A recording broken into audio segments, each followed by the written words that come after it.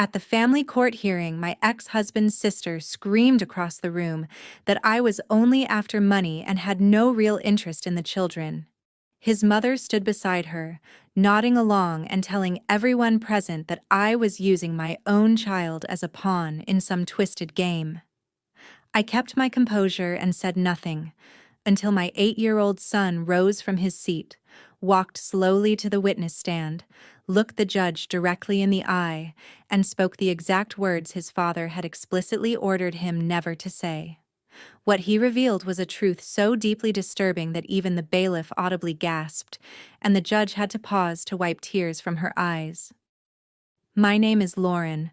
I am 34 years old, and I work as a freelance data privacy consultant. If you have ever been pushed to the very edge by a toxic family who believe they could walk all over you without consequence, let me know where you are watching from in the comments below. Hit like and subscribe to hear exactly how a quiet, unassuming mother finally fought back and systematically dismantled the people who tried to steal her son. The nightmare that ultimately led to that explosive courtroom moment had begun 3 months earlier. It was a warm Tuesday evening inside the crowded auditorium of Oak Ridge Elementary School. My son, Leo, had just finished performing in the second-grade spring play. Standing near the edge of the stage, clutching a bouquet of bright yellow sunflowers, I felt my heart swell with an immense and overwhelming sense of pride. I wore my comfortable jeans and a simple gray sweater, blending in naturally with the other suburban parents around me. I lived a quiet, deliberately low-key life, centered entirely on raising my son and managing my consulting work from a home office. The joyful, celebratory atmosphere shattered the very second the double doors at the back of the auditorium swung open with a dramatic bang. The crowd noise dropped instantly as heads turned to see who had entered. In walked Trent, my 35-year-old ex-husband. He wore a perfectly tailored navy suit that projected aggressive, ostentatious wealth, his chin held high with the kind of narcissistic arrogance I had spent years desperately trying to escape. Flanking him like a pair of personal bodyguards were the 2 women who had collectively made my marriage a living hell. On his right was his mother, Sylvia, a 62-year-old woman who had spent decades masking her deeply controlling nature behind silk blouses and gleaming gold jewelry. On his left was his 32-year-old sister, Vanessa, clutching a designer handbag with an expression of permanent, barely concealed distaste etched across her face. Trailing slightly behind their intimidating formation was a man in a wrinkled, ill-fitting suit, carrying a very thick manila folder tucked under one arm. Trent marched straight down the center aisle directly toward me, completely ignoring the other parents who were forced to quickly step aside to clear his path. He did not glance even once toward the stage where little Leo was waving excitedly, desperately hoping to catch his father's eye. Trent looked only at me, his gaze filled with a terrifying and unmistakably malicious triumph. As the group closed the distance, the man in the cheap suit stepped around Trent and shoved the heavy manila folder directly against my chest. "You have been served," he muttered quickly before spinning on his heel and marching back up the aisle without another word. I clutched the thick envelope as a sudden cold wave of dread washed over me. Before I could even begin to process what was happening, Sylvia let out a loud and theatrical sigh. She deliberately pitched her voice so that every parent within a 20-foot radius turned to watch us. "It is an emergency petition for full custody," Sylvia announced, ensuring her words echoed clearly through the now silent auditorium. "We simply cannot allow that boy to continue living in your disgusting squalor any longer. It genuinely breaks my heart to see my grandson suffering because his mother refuses to provide him with a proper, dignified life." Trent stepped closer, invading my personal space in a calculated attempt to physically intimidate me. "You are a complete and utter mess, Lauren," he sneered, looking me slowly up and down with exaggerated disgust. "Just look at yourself. You are wearing rags to our son's school event. You sit around at home on your computer all day pretending to work while our boy goes without basic necessities." He reached into his suit pocket, pulled out a crumpled piece of paper, and threw it carelessly at my feet. It fluttered to the gymnasium floor and came to rest in the space between us. It was nothing more than a grocery store receipt. "Your credit card was declined at the supermarket yesterday," Trent said, his voice booming loudly across the room so that the school principal and Leo's teachers could hear every single humiliating word. "You are a jobless failure who cannot even afford to buy a loaf of bread, let alone raise a growing boy. I am taking Leo away from you. He deserves a successful father who can actually provide for him, not a deadbeat mother who lives paycheck to paycheck and begs for scraps." Vanessa jumped in immediately to support her brother, pushing her oversized sunglasses up onto her perfectly styled hair. "It is honestly a form of child abuse keeping him in that tiny, cramped house of yours," she declared, crossing her arms with self-righteous conviction. "Trent is a highly successful executive. He has a real home in a real neighborhood. You are nothing but a parasite trying to squeeze child support out of my brother because you are too lazy and too unambitious to build a real career. Everyone here deserves to know what a complete and utter fraud you are." I stood frozen, still holding the custody papers. The whispers began immediately. I felt the eyes of the surrounding mothers casting sharp, judgmental glances in my direction. Trent stood there smirking, visibly savoring every second, waiting for me to break down entirely. He expected tears. He expected me to beg. He expected the quiet, unassuming woman he had divorced to crumble completely under the weight of his public attack and his family's wealth. He genuinely believed I was a struggling freelancer who could barely keep the lights on. He thought the declined card was proof that I was broke. What Trent, Sylvia, and Vanessa did not know was that the card had been frozen not because of financial hardship, but because I had detected a minor security breach on that specific public account and had temporarily locked it as a precaution. They had no idea that my modest, understated lifestyle was a completely deliberate choice, a carefully maintained cover for the highly lucrative cybersecurity and data privacy firm I operated under a separate, secure corporate entity. They had absolutely no idea who they were actually dealing with. I stared at the crumpled grocery receipt lying on the floor, then slowly lifted my gaze to meet Trent's smug, expectant face. He was waiting for a reaction, waiting for me to shatter into pieces right there in the school auditorium. Sylvia had her phone out, likely poised and ready to record what she hoped would be my public breakdown, while Vanessa stood with her arms crossed and a triumphant smirk plastered across her heavily made-up face. But I did not give them the satisfaction. I calmly smoothed the front of my gray sweater, bent down, and picked up the receipt from the floor. Then I held it out to Trent with a perfectly composed, polite smile. "You dropped this," I said, my voice steady, measured, and completely devoid of the panic they had so desperately wanted to hear. Trent frowned, visibly thrown off by my total absence of tears and desperation.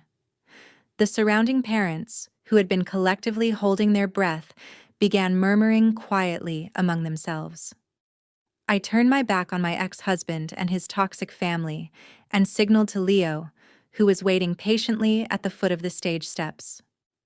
My brave 8-year-old jogged over to me, handing me his sunflowers with a proud smile. I kissed his forehead and told him how incredibly proud I was of his performance as the lead narrator in the play. "Mom, why is Dad yelling?" Leo asked quietly, his large brown eyes darting nervously toward Trent and his grandmother. "He's just having a loud day, sweetie," I replied softly, shielding him from their venom. "Let's go say hi to Principal Davies before we head home." I guided Leo toward the administrative desk set up near the gymnasium exit. Trent, Sylvia, and Vanessa followed closely behind us like vultures sensing weakness, eager to continue their public humiliation campaign. Principal Davies, A kind, warm woman who had always been genuinely supportive of Leo, stood behind the desk managing the school's annual technology fundraiser.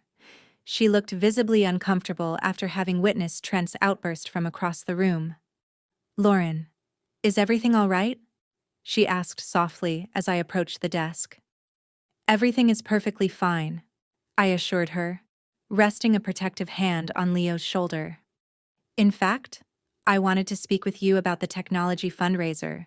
I saw the email update this morning noting that the school is still short on the budget needed to replace the outdated computer lab equipment."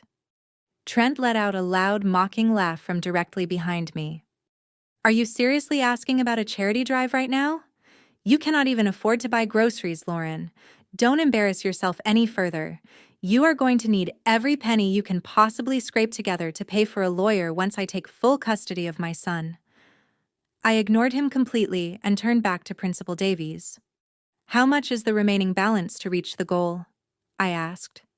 She glanced nervously at Trent, then back at me. "Well, we still need $45,000 to fully fund the new lab, but any small contribution is genuinely appreciated, Lauren. You don't need to worry about it today." I reached into my simple leather crossbody bag and bypassed my personal wallet entirely. Instead, I opened a hidden inner compartment and withdrew a heavy, matte black metal card. It carried no personal name, only the discreet logo of my anonymous cybersecurity limited liability company. I placed it gently on the payment terminal. "I'll cover the remaining $45,000, I said clearly, ensuring the parents still lingering nearby could hear every word. "Please process it as a single transaction under corporate sponsorship." The silence that fell over the administrative desk was absolute. Principal Davies stared at the heavy card, then looked up at me with her mouth slightly open.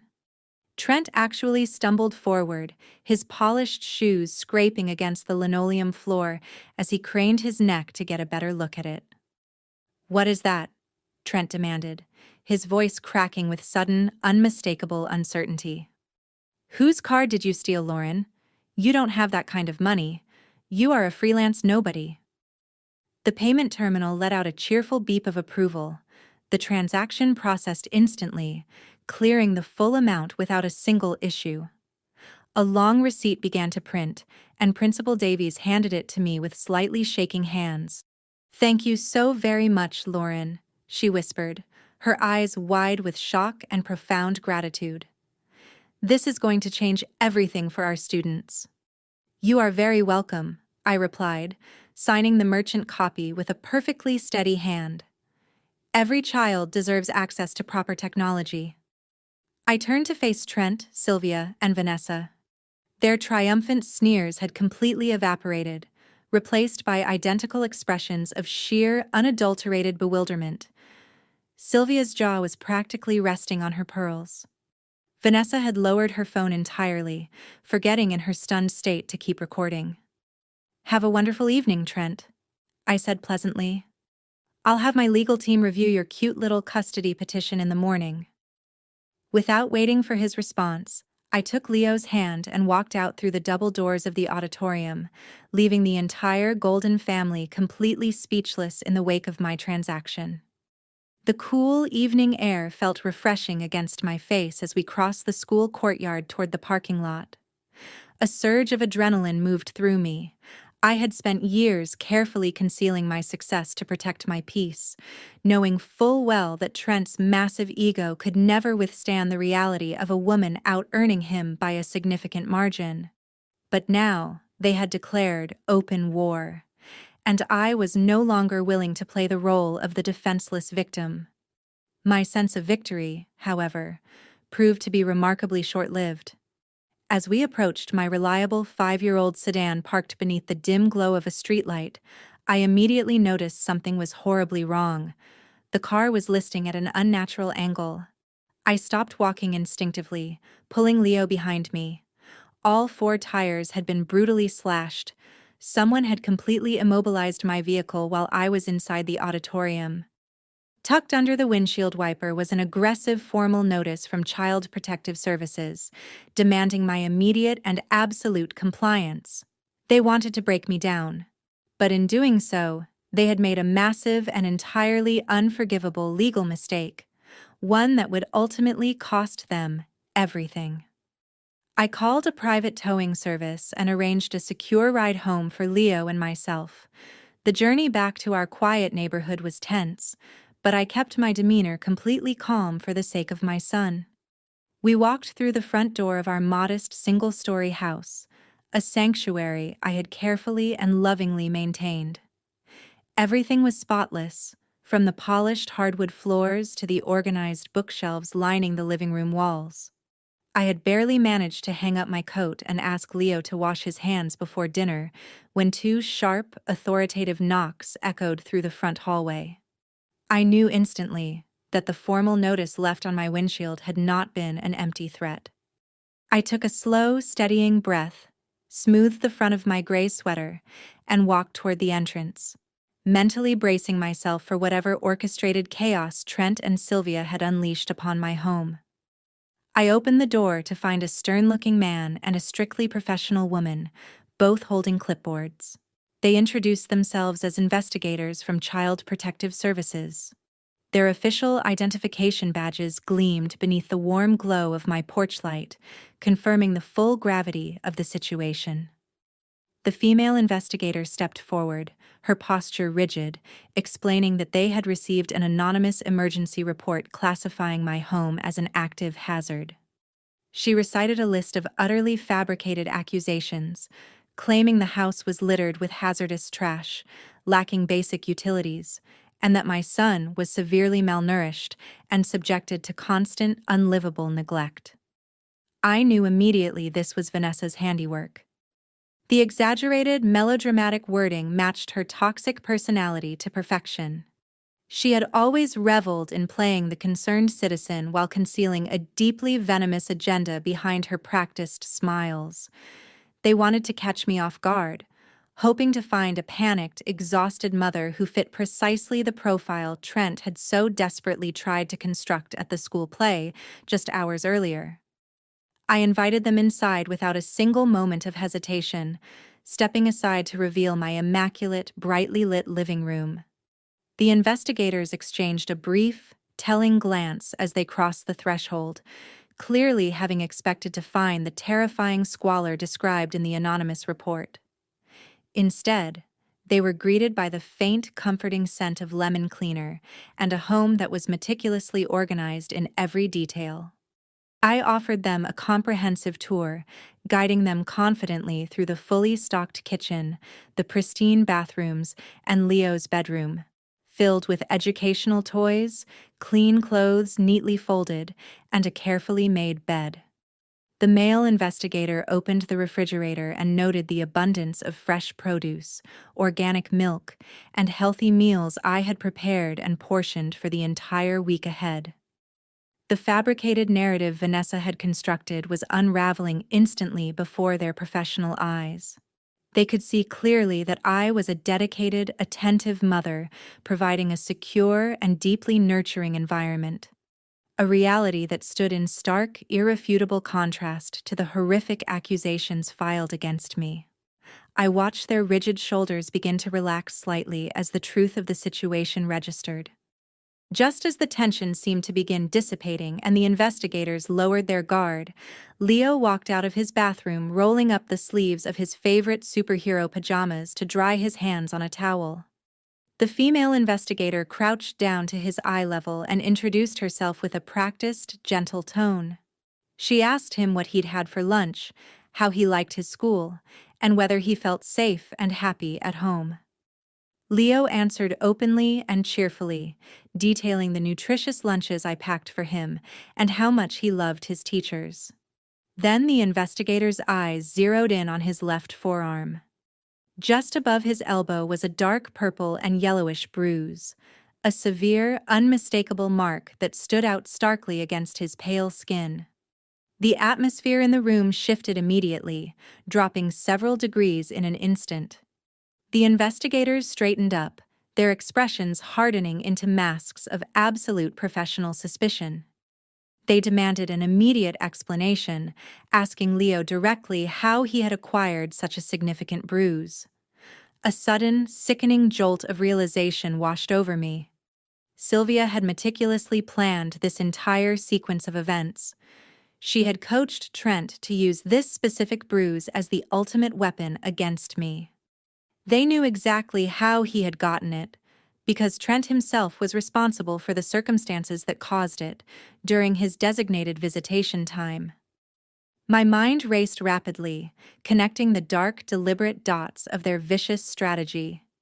This had never been simply about humiliating me at a school play or attempting to drive me out of my home through financial intimidation. This was a highly coordinated, precisely calculated, and deeply malicious attack designed to systematically destroy my entire life. They wanted to rip my son away from me, and they were entirely willing to weaponize a state child welfare agency as their instrument. They had slashed my tires to ensure I would arrive home flustered and delayed, just as CPS showed up, hoping to catch me in a moment of extreme emotional vulnerability. They had submitted the false report to guarantee an intrusive home inspection, and they had banked entirely on the investigators finding that specific bruise on Leo's arm to seal my fate once and for all. The male investigator took a heavy step toward me, his voice dropping an octave as he informed me that unexplained physical trauma was grounds for the immediate removal of the child from the premises.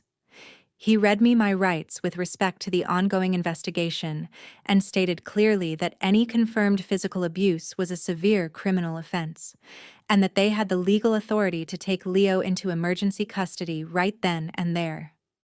I looked at the dark mark on my beautiful boy's arm and felt a surge of maternal fury so intense it nearly knocked the breath from my lungs. Trent and Sylvia had crossed a line that could never, under any circumstances, be uncrossed. They thought I would surrender. Instead, I was preparing to dismantle their entire facade using the very evidence they had tried so hard to hide from me.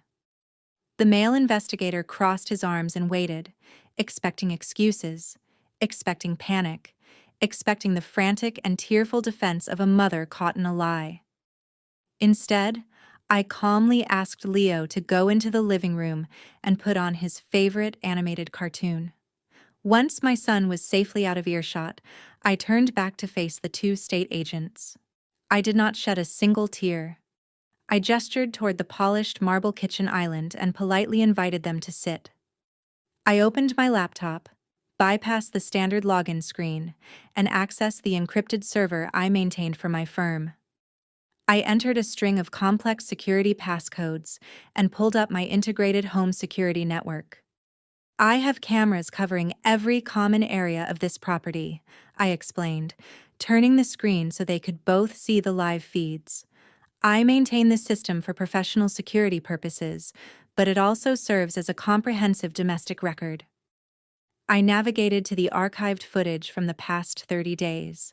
The agents watched in focused silence as the screen displayed a continuous record of quiet domestic life. Footage of me cooking healthy dinners, helping Leo with his homework, reading to him, and tucking him into bed at precisely 8 o'clock every evening. They saw a clean, stable home filled with warmth and absolute normalcy. The fabricated report Vanessa had submitted claimed my house was a hazardous wasteland.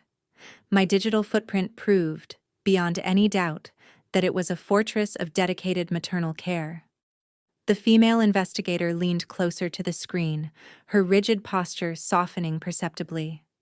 The squalor and neglect outlined in the anonymous tip dissolved entirely in the face of the evidence. The male investigator, however, tapped his pen against his clipboard and brought us back to the matter at hand. A clean house does not explain a severe contusion on an 8-year-old child, he stated firmly. That bruise occurred exactly 6 days ago, I replied, my voice steady and composed. It happened during the court-ordered visitation weekend with my ex-husband. I opened a new secure tab and accessed the cloud storage linked to my personal devices. As a data privacy expert, I track everything that matters to me. I pulled up the location history linked to the Apple AirTag I had sewn into the lining of Leo's backpack and projected the GPS data onto the screen, overlaying the coordinates with precise timestamps from the previous Saturday afternoon. Trent had been court-ordered to take Leo to a supervised indoor trampoline park. Instead, the tracking data revealed a completely different and deeply disturbing reality. The red location marker placed the backpack at a notoriously seedy underground betting parlor on the outskirts of the city. I zoomed in on the satellite view, showing the desolate parking lot where the tracker had remained entirely stationary for 4 consecutive hours. Trent left an 8-year-old boy locked inside a parked car in a high-risk area while he gambled, I explained, watching the color drain from both their faces. Leo got bored, managed to open the car door to look for his father, tripped over a concrete parking bumper, and landed hard on his arm. I then pulled up a text message exchange from that same evening, a message from Trent to his mother, Sylvia, legally obtained from the synced tablet belonging to Leo. The message read, "The kid fell in the lot and got a massive bruise. Tell Vanessa to take pictures and call the state hotline next week so we can pin it on Lauren." The silence in my kitchen was absolute. The 2 CPS investigators stared at the glowing screen, their professional skepticism entirely replaced by visible, undisguised horror. The male investigator set his pen down slowly, his eyes fixed on the damning text message and the indisputable GPS coordinates. In that moment, they understood completely. They were not investigating a negligent mother. They had been manipulated and weaponized by a malicious, wealthy family desperate to steal a child in order to cover up their own dangerous criminal behavior. The female investigator let out a long, heavy breath, shaking her head slowly as she processed the elaborate scope of the setup. "Ms. Williams," she said, her tone completely transformed from accusatory to genuinely apologetic, "I want to assure you that the anonymous report filed against you holds absolutely no merit. Based on the overwhelming digital evidence you have provided, we are officially closing the investigation into your household, effective immediately. You are clearly providing a safe and exemplary environment for your son." I closed my laptop and folded my hands calmly on the marble counter. "However," I said clearly, "the issue of the injury itself still remains. My son was left entirely unattended in a hazardous location by a man who is currently petitioning the family court for full emergency custody of that same child." The male investigator picked up his clipboard, his expression hardening into a look of firm, legal resolve. "The file on you is closed," he confirmed. "However, we are immediately opening a child endangerment case against your ex-husband, Trent. Leaving a minor unattended in a vehicle for 4 hours in a high-risk area constitutes a criminal offense. The coordinated filing of a false report to a state agency only elevates the severity of his actions considerably. We will be coordinating with local law enforcement to subpoena security footage from that parking lot, and we will be paying Trent a visit tonight." They thanked me sincerely for my full cooperation and apologized once more for the intrusion. As I walked them to the front door, I watched them return to their state vehicle, their previous hostility now redirected entirely toward the man who had believed he could outsmart me. Trent and Sylvia had thrown their best punch, confident that my lack of obvious, displayed wealth meant a lack of power. They had completely misread the modern battlefield. I hadn't needed expensive attorneys to defend my home that evening. I had needed only data, and data never lies. I locked the front door and walked back into the living room to hold my son, knowing with quiet certainty that the defensive phase of this war was finally, definitively, over. It was time to go on the offensive. The following morning arrived with a deceptive, fragile calm. I woke early, prepared breakfast for Leo, and began organizing my digital files in preparation for the upcoming custody hearing. I needed to secure the very best family law attorney in the state to ensure that Trent and his toxic relatives never came anywhere near my son again. I poured a cup of coffee, opened my secure browser, and navigated to my primary banking portal. This account held the substantial trust fund my late parents had left to me. I initiated a straightforward wire transfer to cover the sizable legal retainer. A bold red error message flashed across my screen without warning. Transaction denied. Account locked. I stared at the notification, my pulse quickening for just a fraction of a second. A technical glitch was highly unlikely given the elite tier of my wealth management plan. I picked up my phone and dialed the direct line to my personal wealth manager at the regional bank. The phone rang 3 times before an unfamiliar voice answered, sounding unmistakably nervous. I calmly requested a full explanation for the sudden and unauthorized restriction placed on my inherited assets. The representative stammered audibly, placing me on a brief hold.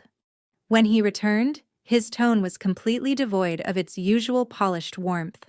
He informed me that an emergency administrative lock had been placed on all of my accounts simultaneously. I demanded to know under precisely what legal authority the bank could freeze a private trust fund without prior notification or a judicial order. The representative hesitated, audibly clearing his throat before reading directly from a newly added file note. He stated that a senior vice president of the bank had personally authorized the freeze late the previous night. He then claimed the bank had received a deeply concerning report from a direct family member, alleging that I was experiencing a severe psychotic break and that I represented a catastrophic danger to my own financial well-being. The identity of that senior vice president was not a mystery to me for even a moment. Sylvia had spent decades aggressively climbing the local social ladder, networking with relentless precision among the regional banking elite. She played golf with board members and hosted lavish charity galas for their senior executives. Enraged by the spectacular failure of her malicious Child Protective Services trap, she had immediately pivoted to financial warfare, weaponizing her high-level personal connections to bypass standard banking protocols and illegally freeze my primary accounts. Sylvia had fabricated an entire psychological meltdown, painting me as an unhinged and unstable woman, wholly incapable of managing her own affairs. I ended the call with the bank representative and set my phone down on the cold marble counter. The sheer, breathtaking audacity of her illegal maneuver was almost impressive. Sylvia and Trent already understood perfectly well that family court custody battles were extraordinarily expensive undertakings. By cutting off my access to my late parents' trust fund, they calculated they could completely starve me out financially. They assumed I would be unable to retain competent legal representation, that I would default on my mortgage, panic completely, and eventually come crawling back to them, begging for a settlement that required surrendering full custody of my son. Their strategy was, in all honesty, quite brilliant. If I had actually been the helpless, dependent woman they had always believed me to be.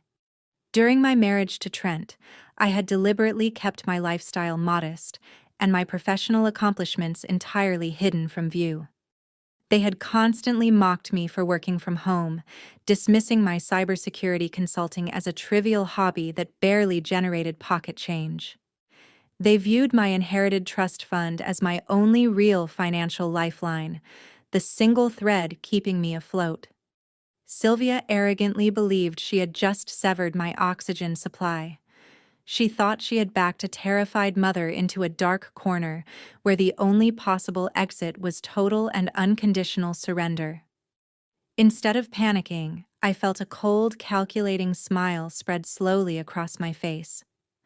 I walked to my secure workstation and opened a completely separate set of encrypted networks. Using multiple layered virtual private networks, I accessed the financial infrastructure of my anonymous limited liability company. The screen loaded quickly, displaying the massive and entirely unrestricted capital I had quietly accumulated through years of high-level data privacy contracts. The matte black corporate card I had used at the school fundraiser was just the very tip of the iceberg. I possessed substantial hidden resources that were completely insulated from the traditional banking system Sylvia controlled.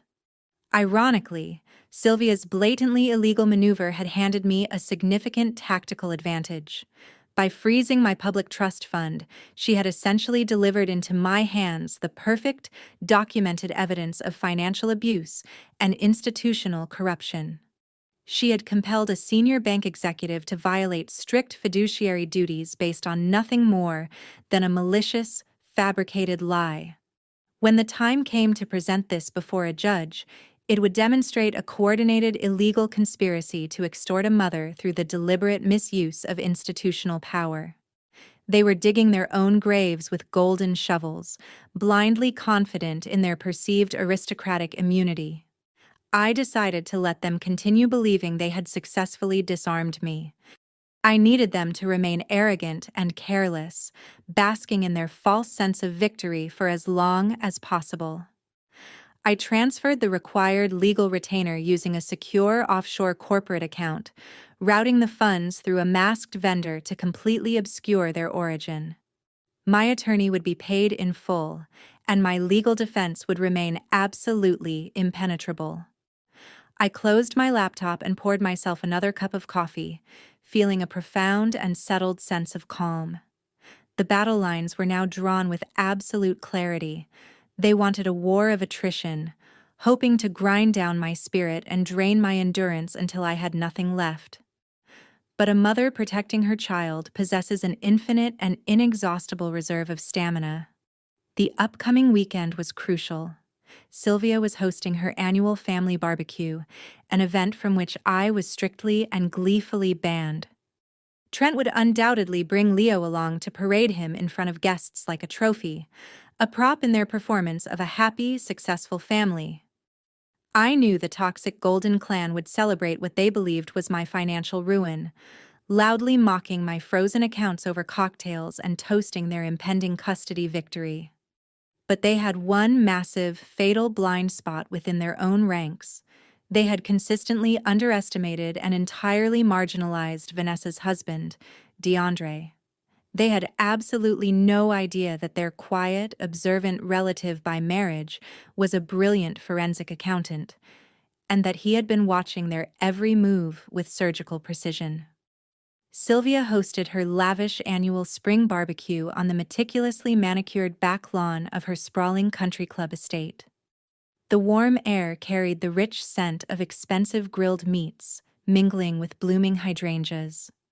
I was expressly forbidden from setting foot on the property, a ban Sylvia enforced with particular delight. Trent had collected Leo that morning for his legally mandated weekend visitation, dragging my son into the heart of their toxic celebration. Leo sat quietly on a stone bench near the edge of the patio, picking listlessly at a plate of untouched potato salad. He looked utterly miserable, his small shoulders hunched forward as he tried to make himself invisible among the crowd of cheerful strangers. Trent ignored him completely, preferring to stand by the outdoor bar with a cocktail in hand, performing the role of the perfect, devoted father for the affluent neighbors who had been invited over to mingle. Sylvia and Vanessa held court beneath a large white gazebo, sipping chilled white wine and laughing loudly. Their voices carried across the lawn with the sharp, deliberate penetration of people who wanted to be overheard. They were actively celebrating what they believed was my absolute financial ruin. Sylvia raised her crystal glass, her diamonds catching the afternoon sunlight, and offered a toast to the glorious news that my trust fund was officially locked down. Vanessa laughed maliciously, wondering aloud whether I was currently scouring the couch cushions for spare change just to afford a frozen dinner. They reveled shamelessly in my supposed misery, entirely confident that they had successfully checkmated me, that they were untouchable deities in our small suburban universe. A few yards away from the gazebo, standing over the massive stainless steel grill, was DeAndre. He was a highly educated 34-year-old forensic accountant, a man with a brilliant analytical mind that spent 5 days a week meticulously uncovering complex corporate fraud. Yet at Sylvia's home, he was treated with a suffocating, deeply ingrained condescension that had never once wavered. The family subjected him to a constant stream of subtle but unmistakably sharp microaggressions. Sylvia routinely bypassed the hired catering staff to ask DeAndre to fetch her a fresh drink, or she made pointed, uncomfortable comments about how surprisingly articulate he was for someone from his particular background.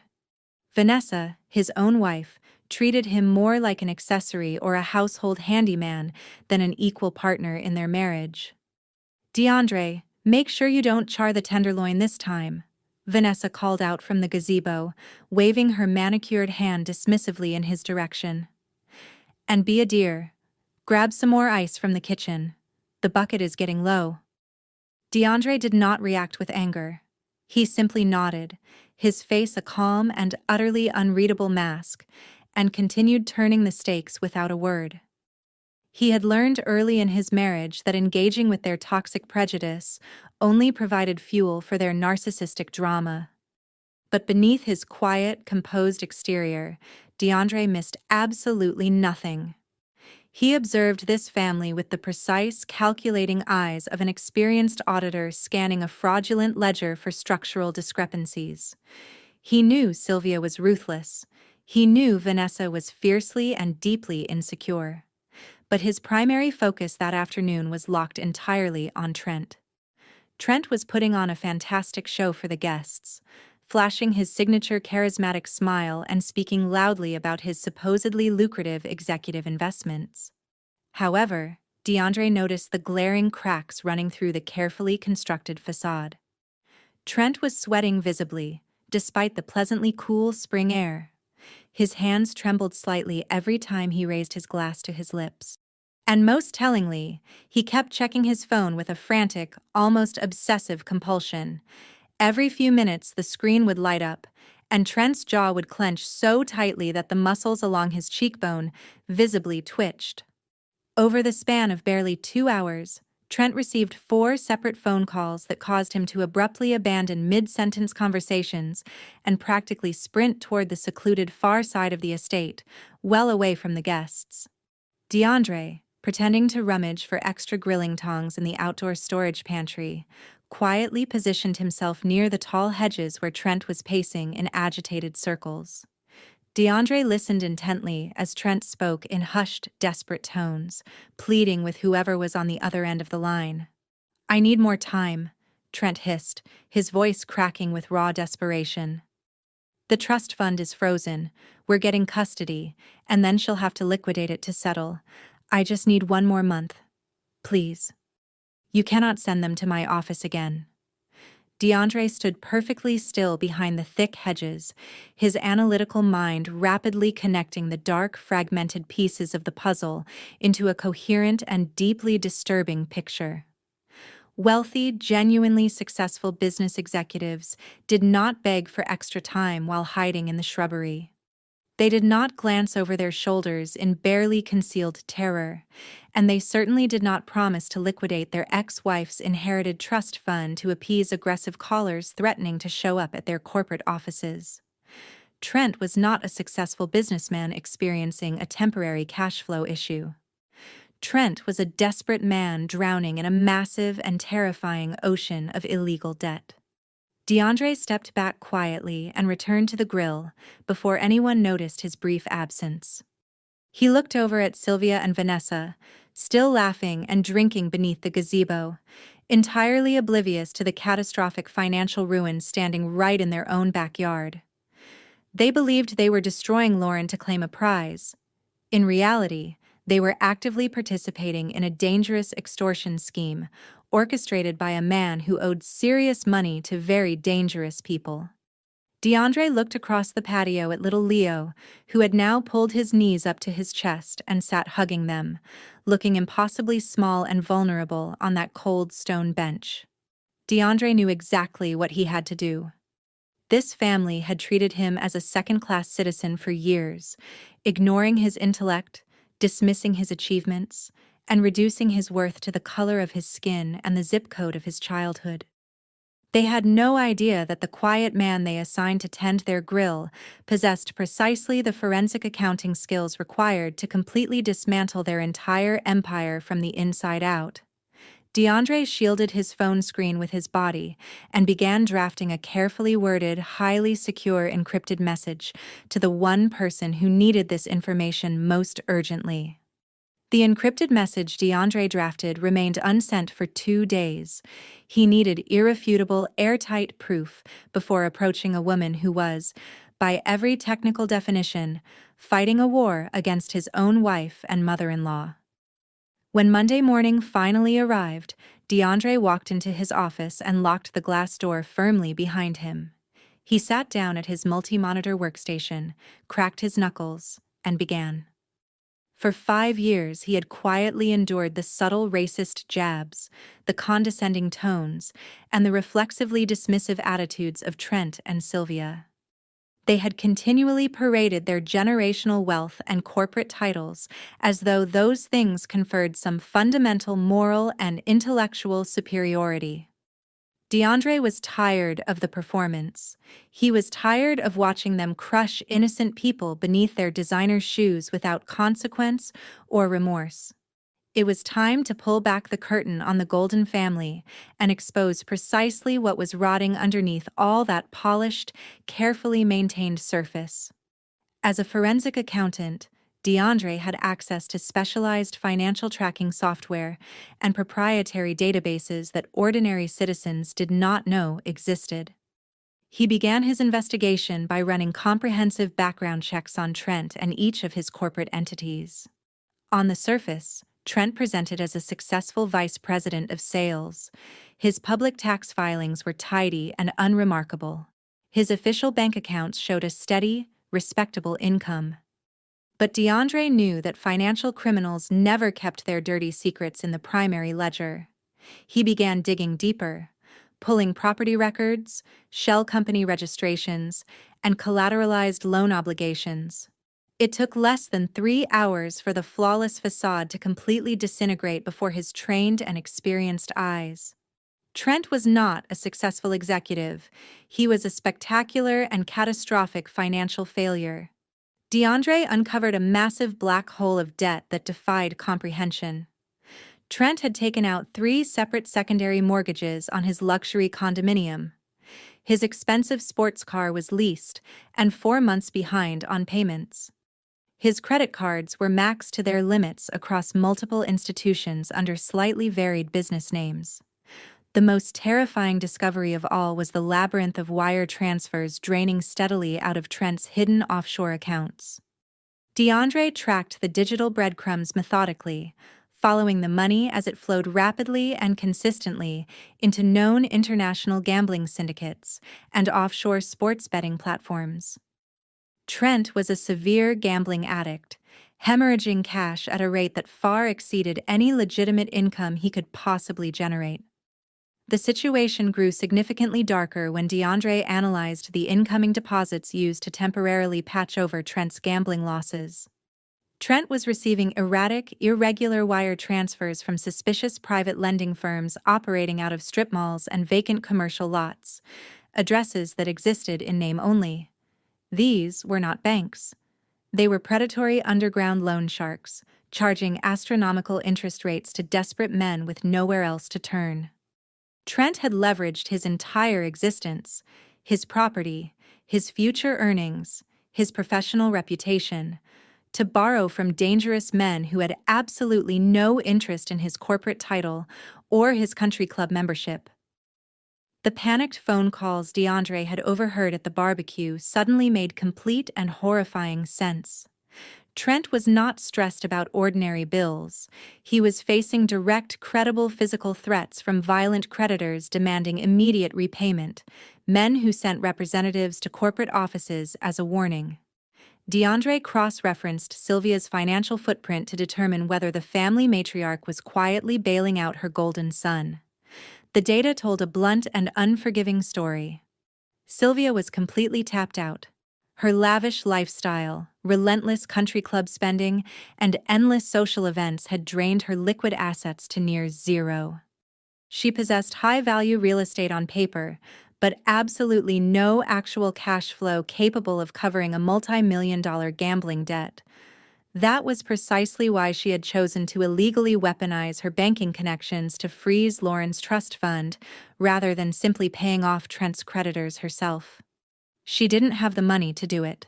Sylvia and Trent were drowning together on the exact same sinking ship, desperately searching for someone else's lifeboat to commandeer before they went under completely. DeAndre leaned back slowly in his office chair, the chilling reality settling over him like ice water. The custody battle had never been about Leo. Trent possessed zero genuine paternal instinct, and Sylvia viewed her grandson as nothing more than a convenient prop for holiday photographs and social media appearances. They did not want custody of that little boy out of love. They wanted full legal custody of an 8-year-old child solely as a financial instrument, a weapon to deploy against a mother they intended to bleed dry. By gaining primary custody, Trent could petition the court for exorbitant monthly child support payments calculated against the substantial assets held within Lauren's trust fund. Even more sinister was the hostage dimension of the plan. Leo would be used as leverage to force a private settlement. They knew Lauren would surrender almost anything to keep her son safe. Their ultimate goal was to back her into a legal corner so airtight that she would voluntarily liquidate her entire inherited wealth to buy her son's freedom. They were, in the plainest and most honest possible terms, attempting to ransom an 8-year-old child to pay off violent underground bookmakers. The sheer depravity of the scheme made DeAndre physically ill. He had audited ruthless corporate embezzlers, sophisticated money launderers, and cold-blooded financial predators. But this particular betrayal was something different. It was intimate. It was evil wearing the face of family. He knew he had to act quickly, before Trent's creditors exhausted their patience and the situation escalated beyond financial threats into something far more dangerous and irreversible. DeAndre meticulously compiled every piece of incriminating financial evidence he had uncovered. The secondary mortgages, the offshore gambling wire transfers, the predatory loan agreements, and the corresponding timestamps documenting Trent's accelerating spiral into insolvency. He transferred the complete dossier onto a secure encrypted flash drive, ensuring that the chain of custody for every piece of data remained pristine and unimpeachable for family court presentation. He had built a financial profile so airtight that no expensive attorney on earth could dismantle or credibly explain it away. DeAndre paused and looked at a framed photograph sitting on the corner of his desk. It was taken on his and Vanessa's wedding day.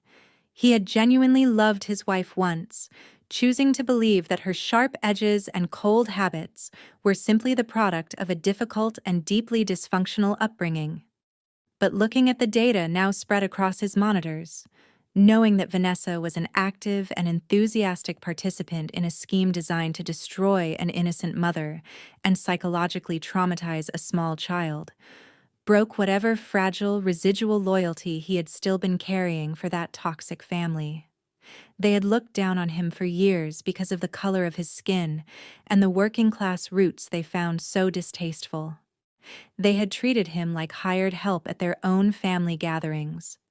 Now, the quiet man they had so consistently underestimated was about to hand their intended victim the exact weapon she needed to orchestrate their complete and permanent destruction.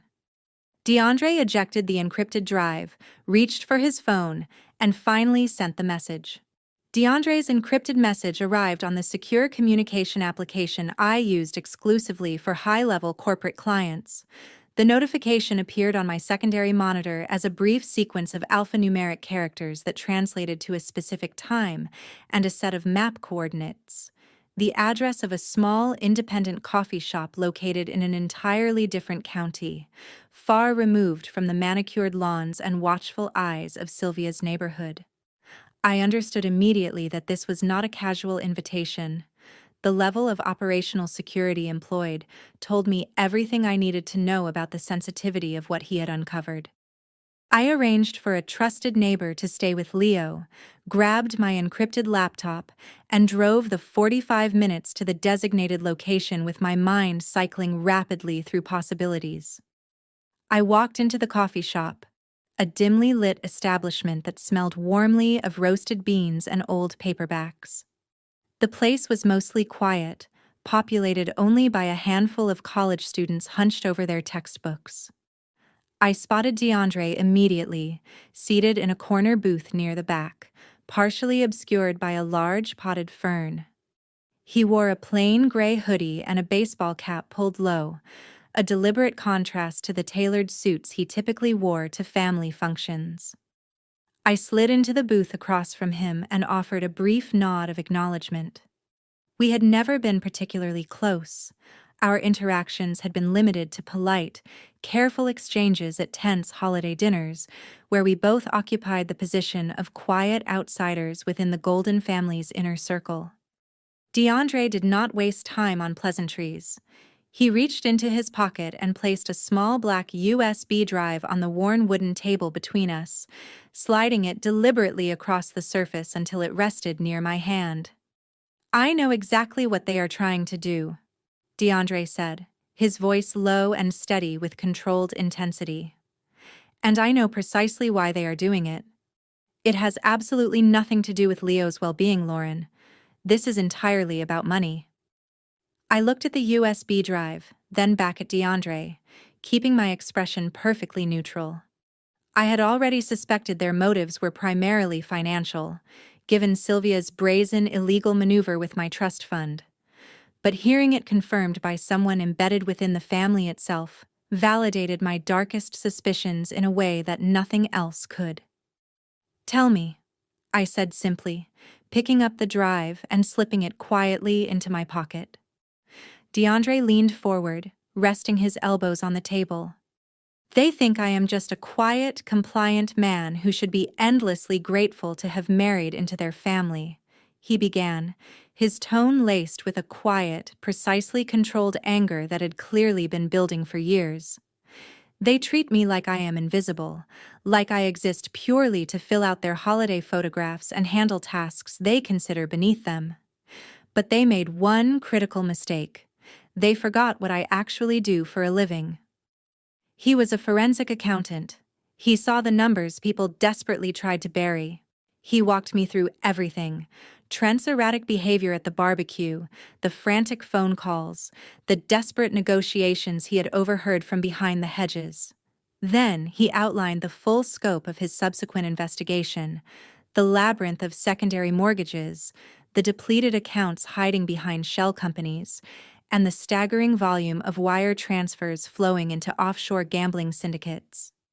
"Trent is not a successful executive," DeAndre said, his eyes steady on mine. "He is functionally bankrupt, and beyond that, he is dangerously indebted to predatory underground lenders. These are not banks, Lauren. These are violent men who do not respect corporate titles or country club memberships."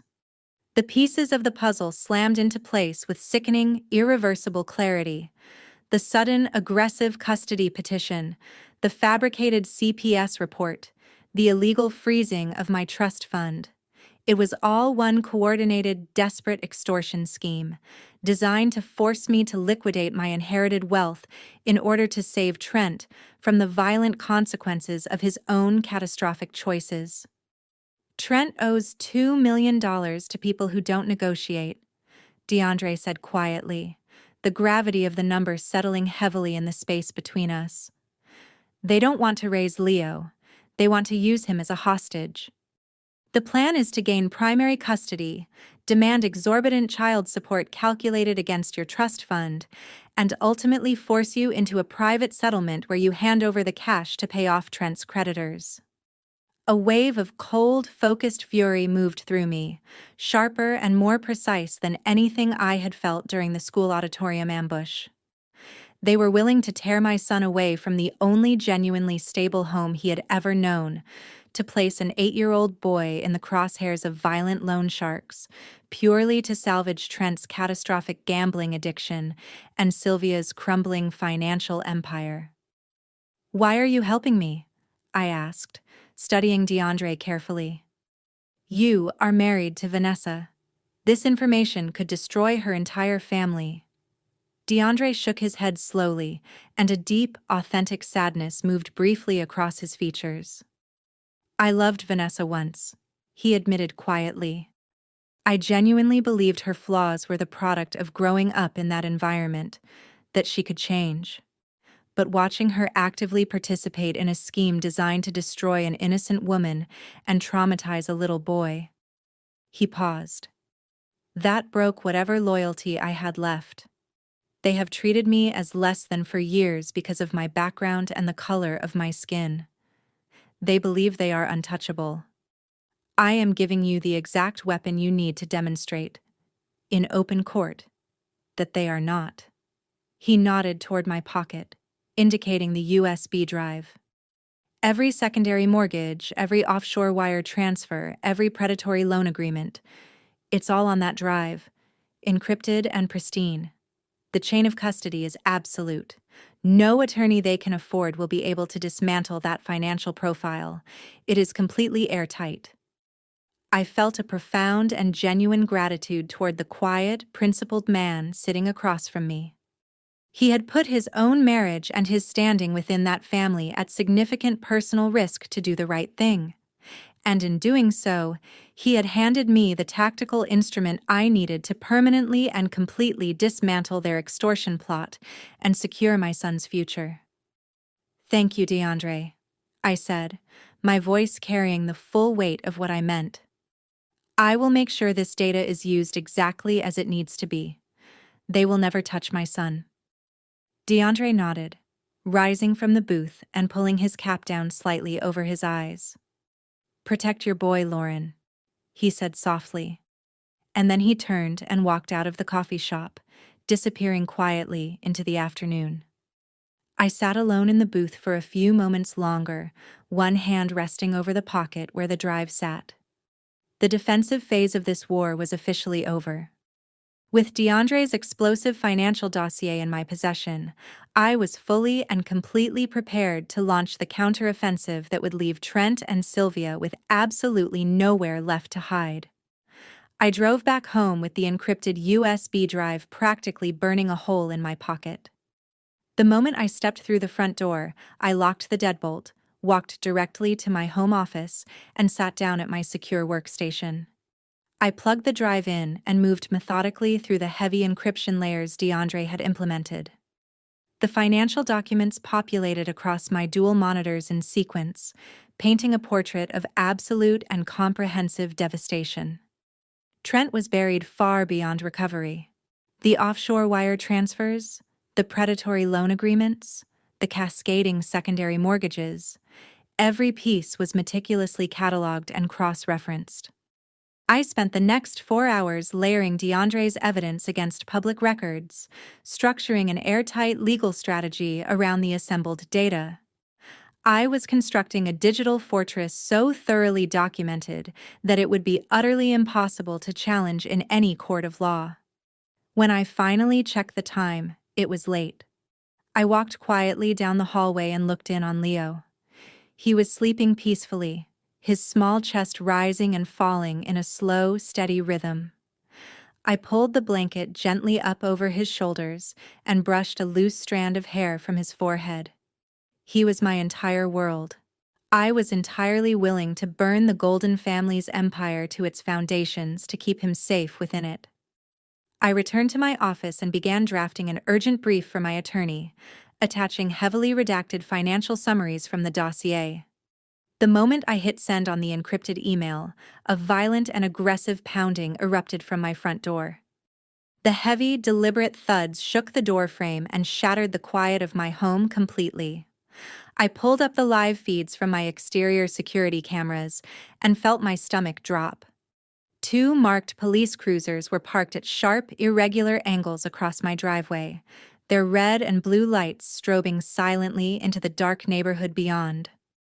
4 uniformed officers stood on my front porch, and standing directly behind them, illuminated starkly by the harsh glare of the porch light, were Trent and Sylvia. Trent was putting on the performance of an absolute lifetime. He ran his hands frantically through his hair, projecting the carefully rehearsed image of a terrified, desperate father pushed beyond his limits. Sylvia stood rigidly beside him, her hands clasped tightly over her chest, projecting the performance of a deeply concerned grandmother holding herself together through sheer force of will. I did not panic. I closed my laptop, smoothed the front of my sweater, and walked calmly to the front door. I unlocked the deadbolt and opened it wide, meeting the gaze of the lead officer with absolute, unwavering composure. "Ma'am, we need you to step back," the lead officer commanded, his hand resting cautiously on his utility belt. "We received an emergency call regarding an imminent kidnapping threat involving a minor. We need to secure the premises and locate the child immediately." I stepped back slowly, keeping my hands visible and open at my sides. "My son is asleep in his bedroom down the hall," I stated clearly, my voice entirely steady. "There is no kidnapping threat here. I am his primary custodial parent and we are resting quietly in our own home." Trent pushed his way past the officers, his face contorted into a mask of manufactured panic and paternal terror. "She is lying!" he shouted, jabbing an accusatory finger in my direction. "She is planning to take Leo and flee the state tonight. She knows she is losing the custody battle and she is trying to run with my son." The lead officer raised a stack of printed papers. "Mr. Williams provided us with digital evidence," the officer explained, holding the pages toward me. "He received multiple text messages from your verified phone number this evening stating you were emptying your accounts, taking the boy, and disappearing across state lines. Given the active custody dispute, we are required to treat this as an emergency flight risk and a potential parental abduction." I looked at the printed screenshots carefully. The messages were formatted with impressive precision to appear as though they had originated from my phone. They contained phrases I might plausibly use and referenced specific, intimate details about Leo's daily routine. It was a highly sophisticated spoofing operation.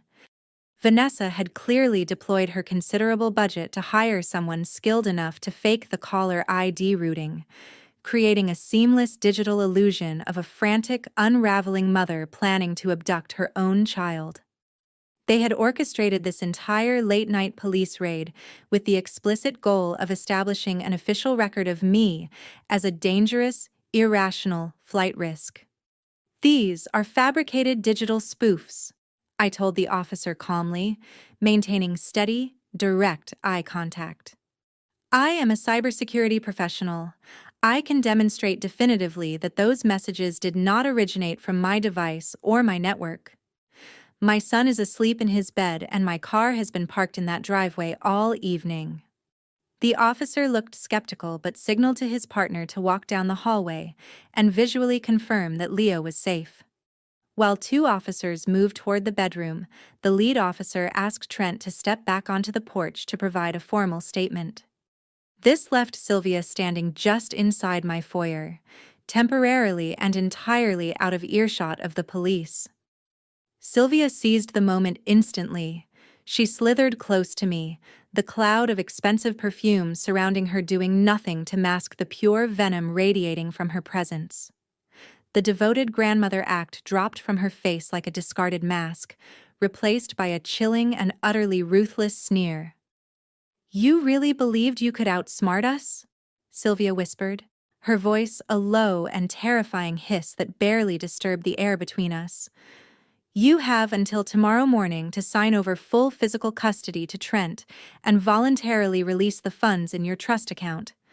If you attempt to fight us, I will submit a fully authenticated set of psychiatric records to the court."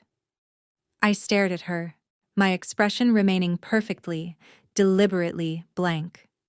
"I have a complete medical file proving you suffer from severe, untreated schizophrenia," Sylvia continued, leaning in closer so I could see the absolute cold malice in her eyes. The file details your violent psychotic breaks and your profound, recurring detachment from reality.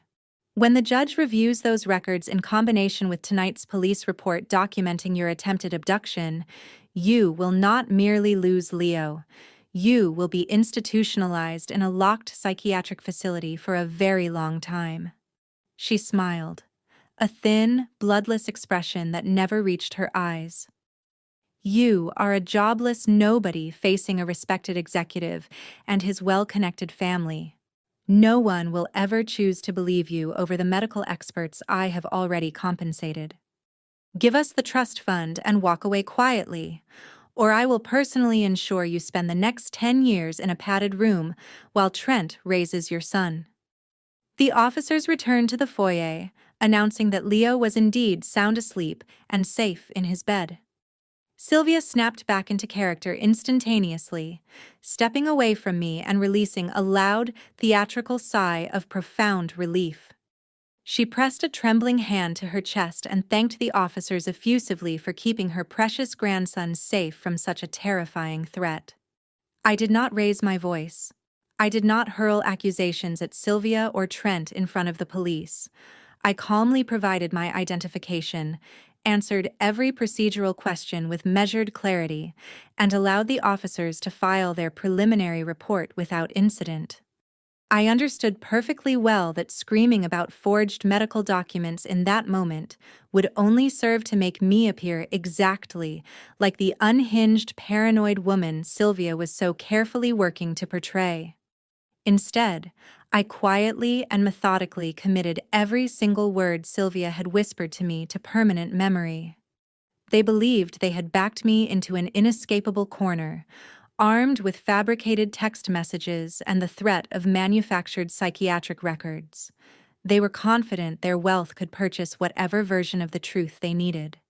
But as the police escorted Trent and Sylvia off my property and drove away into the night, I locked my door and allowed myself a slow, quiet smile. Sylvia had just handed me the precise coordinates of her own illegal activities, and I was going to use every cybersecurity skill I possessed to trace those forged medical records directly back to her bank accounts. The morning brought a completely different variety of assault. I woke early, poured coffee, and sat down at my secure workstation with the immediate intention of beginning to trace Sylvia's fabricated psychiatric records.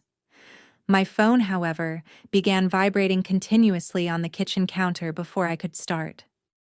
A relentless barrage of notifications flooded the screen, dozens of missed calls and text messages from casual acquaintances, neighbors, and fellow parents. A message from a fellow mother contained a link to a private Facebook group with the simple question, "Are you okay?" I clicked the link, and my stomach dropped. Vanessa and Sylvia had launched a highly coordinated, multi-platform character assassination campaign across every accessible local forum. In neighborhood groups and school community pages, they had posted identical, carefully crafted statements framed as desperate pleas for help from a terrified grandmother and a deeply concerned aunt. They painted a vivid and horrifying portrait, claiming I suffered from severe mental illness and had attempted to kidnap Leo in the early hours of the morning. Vanessa had attached edited photographs of police cruisers parked outside my house, using the strobing blue and red lights as visceral visual proof of chaos and instability. Her posts described me as a volatile and dangerous woman wholly detached from reality, warning parents to keep their children away, and characterizing me as an active flight risk. Sylvia commented methodically on every post, playing the role of the heartbroken matriarch with practiced precision, typing agonizing paragraphs about how Trent was bravely fighting to rescue his boy from a completely unhinged mother who was spiraling beyond control. The smear campaign was psychological manipulation executed at its most sophisticated. By sunrise, the posts had generated hundreds of horrified reactions from across the local community. Parents I had known for years were publicly expressing shock and offering prayers, The digital mob had convicted me before breakfast was finished. Sylvia and Vanessa had successfully weaponized the entire neighborhood against me, isolating me socially in a calculated attempt to shatter my spirit before the court hearing. The true, devastating collateral damage of their warfare became impossible to ignore an hour later, when I drove Leo to Oak Ridge Elementary for drop-off. Morning drop-off was normally a warm, familiar ritual of brief conversations and friendly waves. Today, the atmosphere was toxic from the moment I stepped out of the car. As I walked Leo toward the entrance, mothers physically pulled their children slightly closer to their sides. Groups of parents fell silent mid-conversation, their eyes tracking my movement with undisguised suspicion and something that looked uncomfortably like fear. Nobody waved. Nobody offered a smile. The collective, crushing silence was deafening.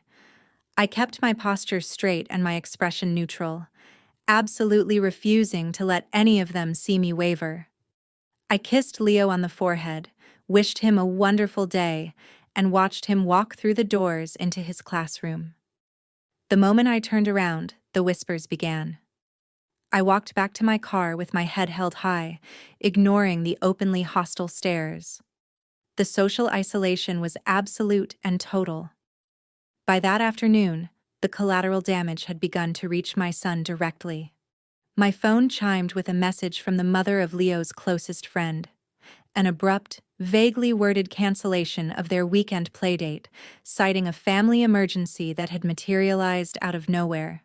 Within 2 hours, 3 more parents had canceled upcoming birthday party invitations and scheduled sleepovers, one after another, in rapid succession. They were cutting Leo off entirely rather than risk any association with me. When I collected Leo from school that afternoon, the change in him was heartbreakingly immediate and obvious. My normally bright, talkative 8-year-old climbed into the car in complete silence. He sat staring out the window, his small shoulders slumped heavily forward. When I asked how his day had gone, he offered only a brief, defeated shrug and turned his face away. He would not meet my eyes. When we arrived home, he walked directly to his bedroom and closed the door behind him without a word. I gave him a few minutes of space before quietly entering his room. Leo was sitting on the edge of his bed, his knees pulled tightly to his chest, his arms wrapped around them. He looked up at me when I came in, his brown eyes filled with a deep and quiet sadness that fractured something inside me. He asked me why his friends were suddenly not allowed to play with him. He asked whether he had done something wrong at school. He asked why the other kids had been whispering about our family during recess. The sheer, breathtaking cruelty of Trent, Sylvia, and Vanessa was laid bare in that moment with absolute, undeniable clarity. They claimed they wanted to protect Leo. They were actively and knowingly traumatizing him, dismantling his social world and his sense of safety, simply to gain leverage in a court case.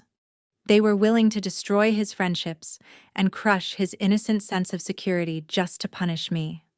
I sat down beside him on the bed and wrapped my arms firmly around his small frame, holding him with everything I had. I had to be his complete emotional anchor in this moment, while privately navigating the most devastating and deliberately orchestrated public humiliation of my life. I did not speak poorly of his father or his grandmother.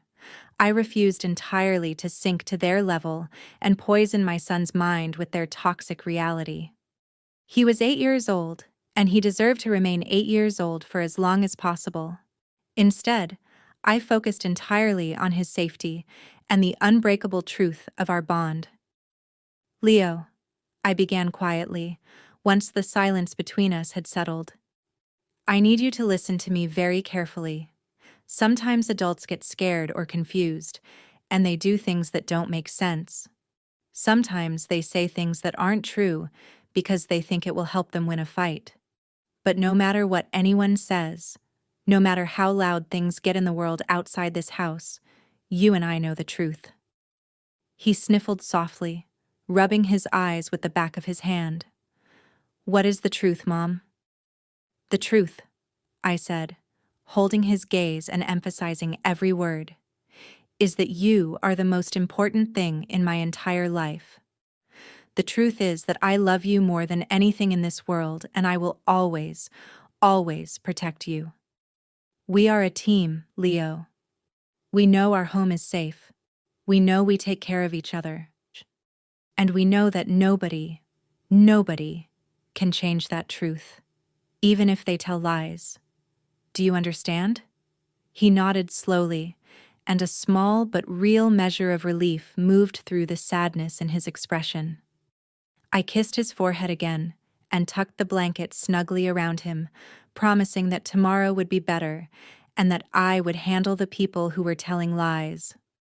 I stayed beside him, quietly humming a soft, familiar tune until his breathing deepened and slowed into the steady, peaceful rhythm of sleep. I sat with him for a few minutes longer, watching the calm rise and fall of his small chest, memorizing the peaceful curve of his cheek. This was what I was fighting for. This innocent, beautiful child who deserved an entire life free from extortion, manipulation, and the selfish cruelty of adults who should have known better. I stood up quietly, turned off his lamp, and closed his bedroom door behind me. The mother had done her work. Now the cybersecurity expert had her own to do.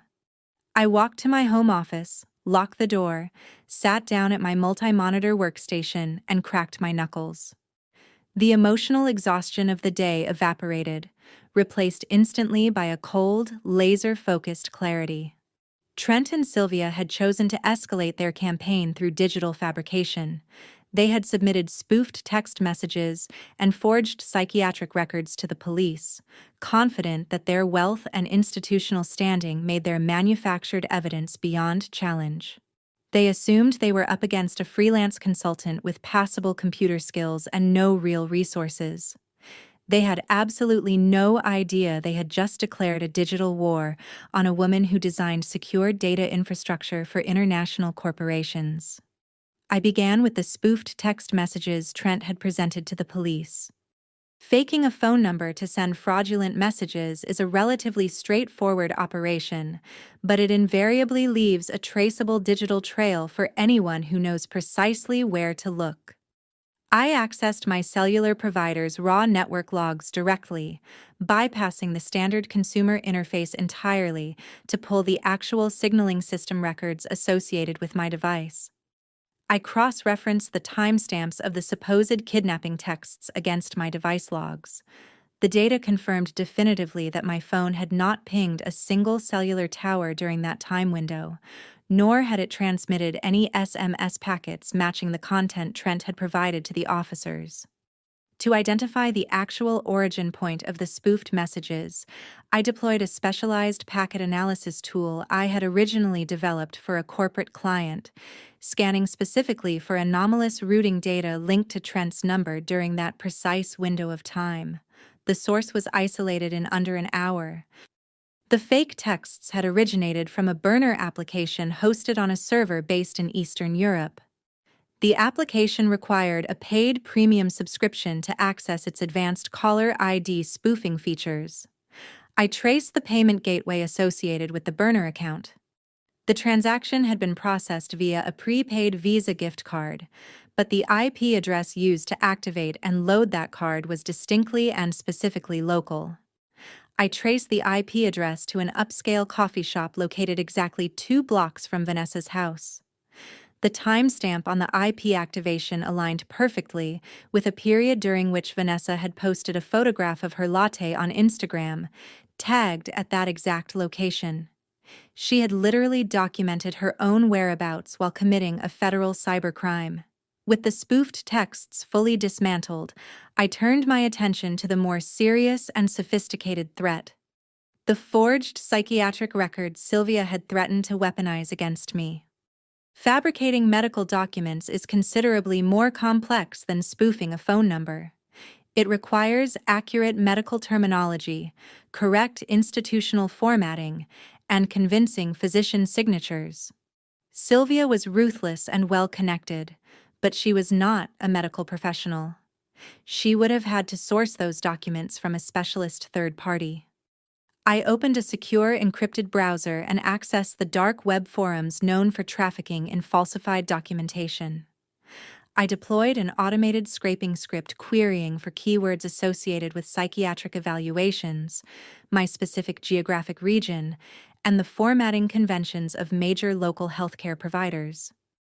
I cross-referenced those results against cryptocurrency transaction records, looking for payments matching the typical market cost of high-quality forged medical documentation within the past month.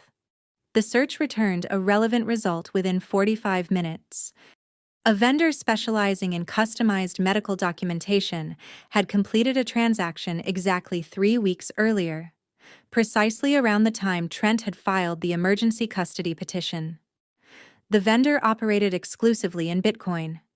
Using a blockchain analysis tool, I traced the movement of those funds backward through the decentralized ledger, following the digital trail as it passed through a series of cryptocurrency tumblers specifically designed to obscure the transaction's origin.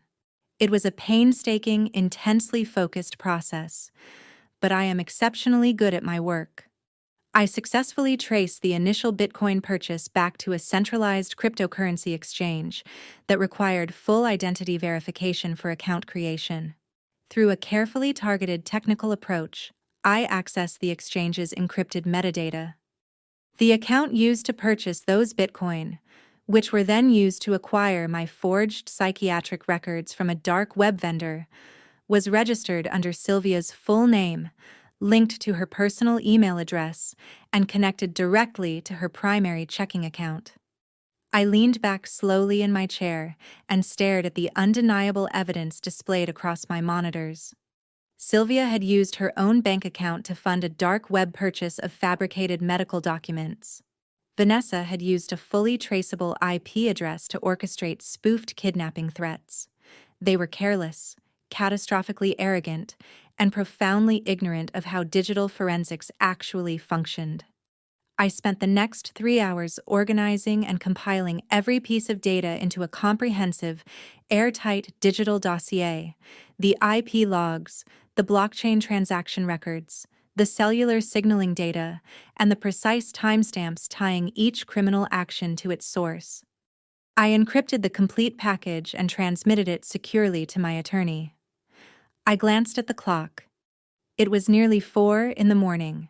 The final custody hearing was scheduled for later that day. The cellular signaling data and the precise timestamps tying each criminal action to its source. I encrypted the complete package and transmitted it securely to my attorney. I glanced at the clock. It was nearly 4 in the morning. The final custody hearing was scheduled for later that day. Trent, Sylvia, and Vanessa were likely sleeping soundly somewhere, dreaming of their impending victory and the substantial wealth they planned to extract from me. They believed they had constructed a perfectly inescapable trap. They had not yet realized that I had spent the night methodically and completely unraveling every single thread of their conspiracy, and in doing so, had transformed their fabricated evidence into a legally binding confession of their own coordinated criminal activity. I shut down my workstation and walked to the window, watching the first pale light of dawn begin to break over the quiet, sleeping neighborhood. I was ready.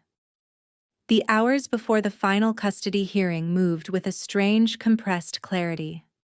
I showered, dressed in a tailored navy suit that projected quiet professionalism without demanding attention, and prepared a hearty breakfast for Leo.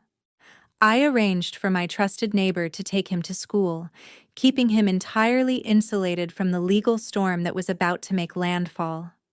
After kissing his cheek and promising him a special dinner to celebrate that evening, I gathered my encrypted laptop and drove toward the downtown family court district. Morning traffic crawled.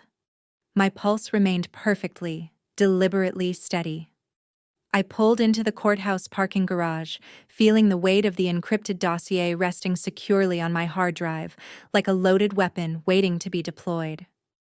Walking toward the imposing stone columns of the building, I braced myself for the theatrical spectacle I knew would be waiting inside. They did not disappoint. Trent, Sylvia, and Vanessa were already holding court in the marble lobby, making a deliberate and calculated performance of their arrival. They moved through the security checkpoint like royalty, condescending to acknowledge their subjects. Trent wore a custom-tailored Italian suit that had cost more than my first car, his hair slicked back to project the image of an untouchable corporate titan. Sylvia was draped in aggressive, curated luxury, a white designer dress and a heavy pearl necklace chosen with the specific purpose of communicating absolute financial superiority. Vanessa walked a precise half-step behind them, clutching her designer bag and wearing a deeply satisfied, smug expression. Flanking this toxic trio was a team of 4 high-priced attorneys, carrying thick leather briefcases and radiating practiced corporate intimidation. They laughed loudly among themselves, performing their collective confidence for anyone in the lobby inclined to watch. I stood quietly near the heavy wooden doors of Courtroom 4, carrying only my laptop and a single slim manila folder. My attorney, David Bennett, stood beside me. David was a brilliant man who favored rumpled tweed jackets over aggressive power suits and possessed a quiet, razor-sharp analytical intellect that complemented my own data-driven strategy perfectly. When Sylvia spotted me standing there with my modest legal representation and my single laptop, her eyes lit up with undisguised predatory satisfaction. She nudged Trent and pointed in my direction, leaning close to whisper something that drew a low, malicious laugh from both of them. They genuinely, completely believed I was walking into a slaughter. They looked at my laptop and saw vulnerability, entirely blind to the digital arsenal locked behind my encryption. I met Trent's arrogant gaze across the lobby and offered a calm, razor-thin smile in return. His smirk widened, fully confident he was moments away from tearing my son from my arms and extorting my inheritance. The wooden doors swung open and the bailiff ushered us inside. The courtroom smelled of lemon polish and aging paper. Trent and his legal army spread themselves across the entire plaintiff's table, arranging towering stacks of physical documents in a deliberate visual performance of dominance. David and I took our seats at the defense table and set up my laptop with quiet, unhurried efficiency. The side door opened and Judge Rosalind stepped up to the bench. She was a 55-year-old veteran of the family court system, possessing piercing dark eyes, a reputation for absolute impartiality, and a well-documented zero tolerance for courtroom theatrics of any kind. She adjusted her glasses, surveyed the conspicuously unbalanced tables with a single sharp, calculating look, and struck her gavel. The session was called to order. Her voice cut through the remaining whispers in the room like a surgical blade. Trent leaned back in his expensive leather chair, crossing his arms with the casual ease of a man who believed the outcome was already decided. He leaned toward his lead attorney and murmured something. The attorney nodded vigorously, making a final adjustment to a towering stack of fabricated evidence files. Sylvia had positioned herself directly in the gallery behind Trent, angled with precision to ensure the judge would have a clear line of sight to her performance as the devastated, long-suffering grandmother. Vanessa sat beside her, vibrating with barely contained toxic anticipation, rehearsed testimony practically visible behind her eyes. They were approaching this serious legal proceeding as though it were a stage production they had already scripted, entirely oblivious to the digital dismantling I had spent the night preparing. Judge Rosalind did not appear remotely impressed by their aggressive posturing. She was known throughout the family court system as a jurist with a particularly sharp radar for wealthy litigants who believed their resources entitled them to purchase favorable outcomes. She opened the case file, scanned the preliminary motions, and let her expression settle into a look of focused professional scrutiny. "We are here regarding the emergency custody petition filed by the plaintiff," she announced, her voice carrying cleanly through the wood-paneled room. "The court acknowledges the severity of the allegations presented, including assertions of flight risk and psychological instability on the part of the respondent. The court also notes the considerable legal resources assembled on the plaintiff's side of this proceeding. I will state clearly for the record, I expect this hearing to be conducted with strict and demonstrable adherence to factual evidence, not emotional manipulation. Not theatrical presentation, factual evidence. Are we understood, counsel? Trent's lead attorney rose smoothly, offering his practiced courtroom smile. Absolutely, Your Honor. We are fully prepared to present irrefutable evidence, establishing that the respondent is entirely unfit to maintain either physical or legal custody of the minor child. We will demonstrate conclusively that she presents a genuine danger to his safety and, overall, well-being. Judge Rosalind turned her gaze toward our side of the room, first to David, then slowly and directly to me. I did not flinch. I held her eye with calm, respectful steadiness, projecting exactly the kind of quiet stability the plaintiff's team had spent weeks attempting to characterize as non-existent. "Is the defense prepared to proceed?" she asked. David rose, buttoning the front of his tweed jacket with unhurried ease. "Yes, Your Honor. The defense is fully prepared.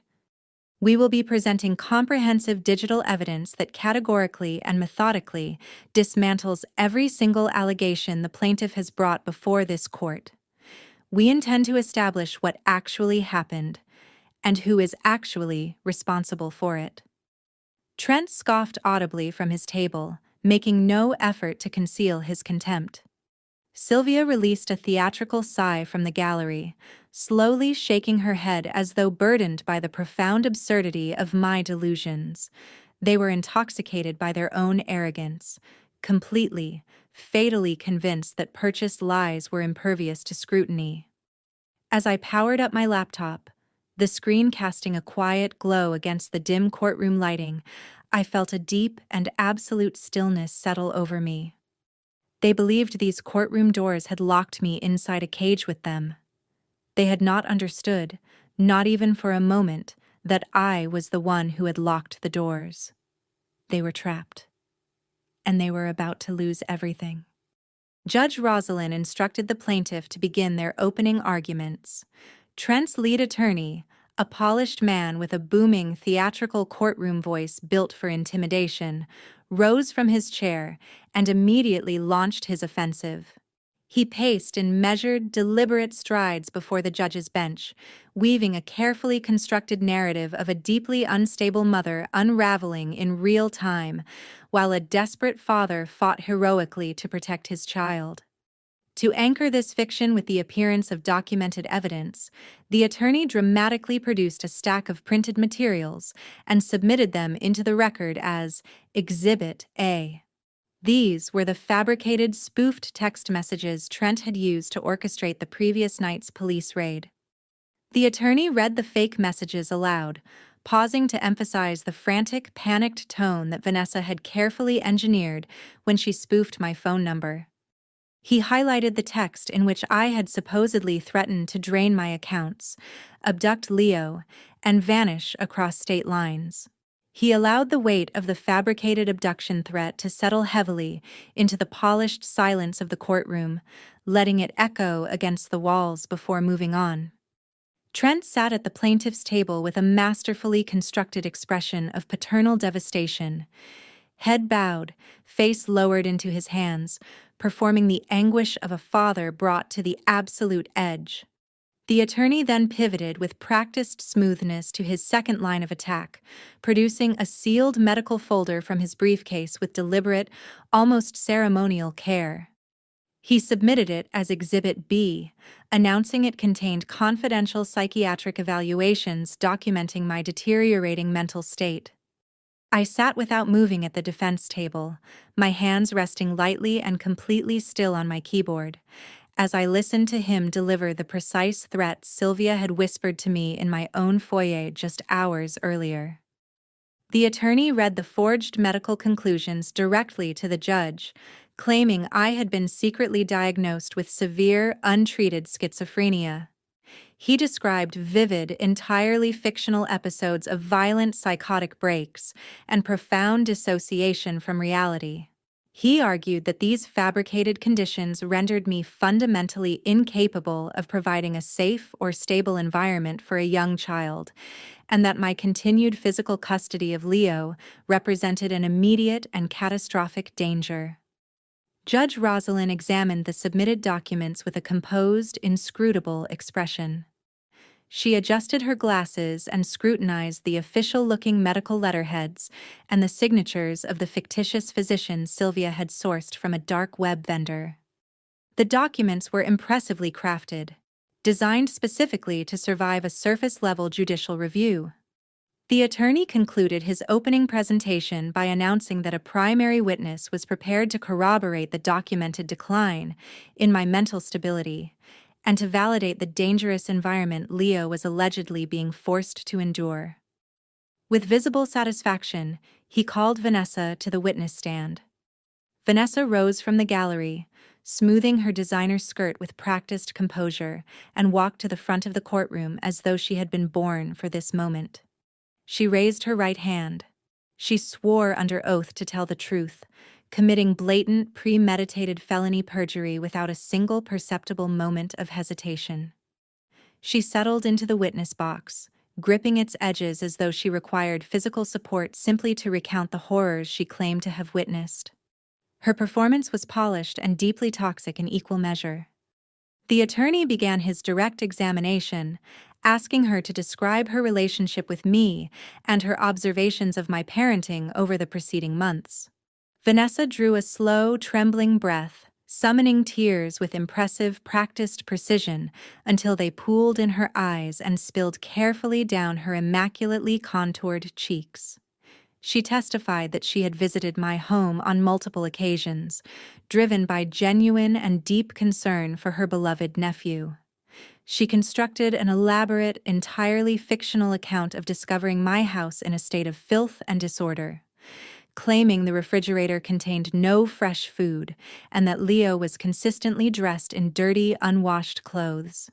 She wept as she described me locking myself in my home office for days at a stretch, completely ignoring my son while exhibiting paranoid, erratic behavior that terrified her. She lied under oath about hearing me scream at people who were not there, claiming I suffered from vivid, terrifying delusions that left Leo cowering alone in his room. She pressed a tissue to the corner of one eye with theatrical delicacy as she described Trent pleading with me to seek professional psychological help, only for me to allegedly respond with violent, explosive rage. I sat perfectly still at the defense table throughout. I did not shake my head. I did not object. I did not allow a single visible fraction of the white-hot fury surging through me to reach the surface of my expression. I simply sat, hands resting lightly on my keyboard, breathing slowly and evenly, and waited for my turn. David remained equally composed beside me, taking meticulous notes on a legal pad as Vanessa continued weaving her elaborate, suffocating web of perjury. She testified about the night of the supposed kidnapping attempt, claiming I had called her in a manic, unhinged state and threatened to drive my car into a river with Leo inside if Trent dared to take him away. She sobbed openly and dramatically, now begging Judge Rosalind to grant Trent full emergency custody before I caused irreparable, fatal harm to an innocent little boy. From my peripheral vision, I watched Sylvia observing her daughter's carefully rehearsed performance from the gallery. Sylvia sat perfectly straight, her manicured hands clasped elegantly in her lap. She nodded sympathetically along with Vanessa's testimony, projecting the exact polished image of a heartbroken grandmother watching her beloved family suffer through a devastating tragedy. Beneath that immaculate exterior, however, Sylvia radiated an intense, barely concealed toxic smugness. She was absolutely confident that their generational wealth, their ruthlessly aggressive legal team, and their intricately coordinated lies had effectively destroyed my credibility beyond recovery. She looked at me sitting quietly at the defense table and fundamentally mistook my deliberate, strategic silence for total defeat. Sylvia genuinely believed they had already won. She believed the forged medical records were completely impenetrable. She believed the spoofed text messages had permanently sealed my fate as a dangerous flight risk. She believed the judge was entirely buying into their carefully orchestrated narrative. The Golden family sat in that courtroom absolutely certain I was a ruined, helpless woman on the verge of losing her only child. They had no idea whatsoever that I was deliberately allowing them to dig their legal graves as deep as humanly possible before I buried them alive inside. I simply needed Trent's lawyer to finish his theatrical performance so I could permanently and completely dismantle their entire empire with my irrefutable digital evidence. Soon enough, the judge would see exactly who was telling the truth. David stood up, calmly adjusting his glasses. He did not raise his voice or attempt to match the theatrical outrage of Trent's attorney. Your Honor, the defense will now present its case. I request permission for my client to project her digital evidence onto the court monitors. Judge Rosalind nodded. Proceed. I pressed a single button on my laptop, and the large screens mounted prominently on the walls of the courtroom flickered to life. The displays, previously blank and indifferent, now showed a clean, meticulously organized dashboard. We have heard a very compelling, very emotional story today, David began, pacing slowly and deliberately in front of the judge's bench. The plaintiff has presented text messages and medical records that paint my client as a dangerous, deeply unstable individual. However, stories can be fabricated, emotions can be performed. Data, on the other hand, is entirely immutable. I clicked the first file on my dashboard. The screens displayed the raw signaling system records I had methodically extracted from my cellular provider. Let us begin with the text messages, David said, gesturing broadly toward the screens. The plaintiff claims these messages containing explicit threats of kidnapping were sent directly from my client's phone. The data displayed on the screen represents the raw, unalterable communication logs from my client's cellular provider for the exact time frame in question. Judge Rosalind leaned forward, her eyes narrowing sharply as she scrutinized the complex data tables before her. As you can clearly see, David continued, there are 0 SMS packets originating from my client's device during that entire period. Her phone did not ping a single cell tower. Those messages were simply never sent from her phone. Trent's lawyer scoffed dismissively. Your Honor, technical glitches happen. This proves absolutely nothing. Perhaps, David countered smoothly without missing a beat. But we went a significant step further. We traced the precise origin of those messages. I clicked the next file. The screens now displayed the detailed IP logs and the payment gateway trace I had painstakingly and methodically uncovered over weeks of work. The messages were sent using a burner application hosted on a foreign server, David explained with measured authority. This application requires a paid subscription. The payment was processed using a prepaid gift card. He paused deliberately for effect, allowing the information to settle heavily over the silent courtroom. The IP address used to activate that gift card and purchase the burner subscription was traced back to a specific coffee shop. A coffee shop located exactly 2 blocks from the personal residence of Vanessa Williams, the plaintiff's sister. Vanessa shifted uncomfortably in the witness box, her previous theatrical tears suddenly and completely forgotten. She glanced nervously toward her mother in the gallery. Furthermore, David added, his voice ringing with quiet, unshakable authority, the timestamp of that IP activation perfectly and precisely matches a social media post made by Vanessa Williams from that exact location. I brought up the Instagram photo Vanessa had carelessly posted, a latte art picture bearing the coffee shop's geotag, with a timestamp that aligned perfectly with the criminal activity she had committed. The courtroom fell utterly, completely dead silent. Sylvia's smug expression had vanished entirely, replaced by a dawning, spreading look of absolute horror. Trent sat frozen in his chair, his carefully constructed facade visibly beginning to crack and splinter. "But what about the medical records?"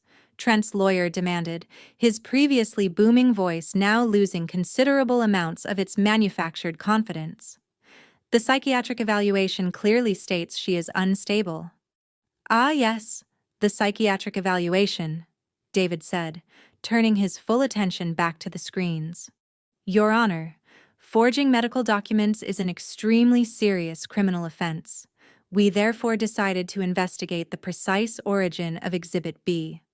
I opened the folder containing the dark web cryptocurrency transactions and the detailed blockchain analysis. The screens filled instantly with complex transactional graphs and dense ledger entries. "My client is a highly specialized cybersecurity consultant," David explained to the judge. "She utilized her considerable professional expertise to trace the origins of these fraudulent medical records.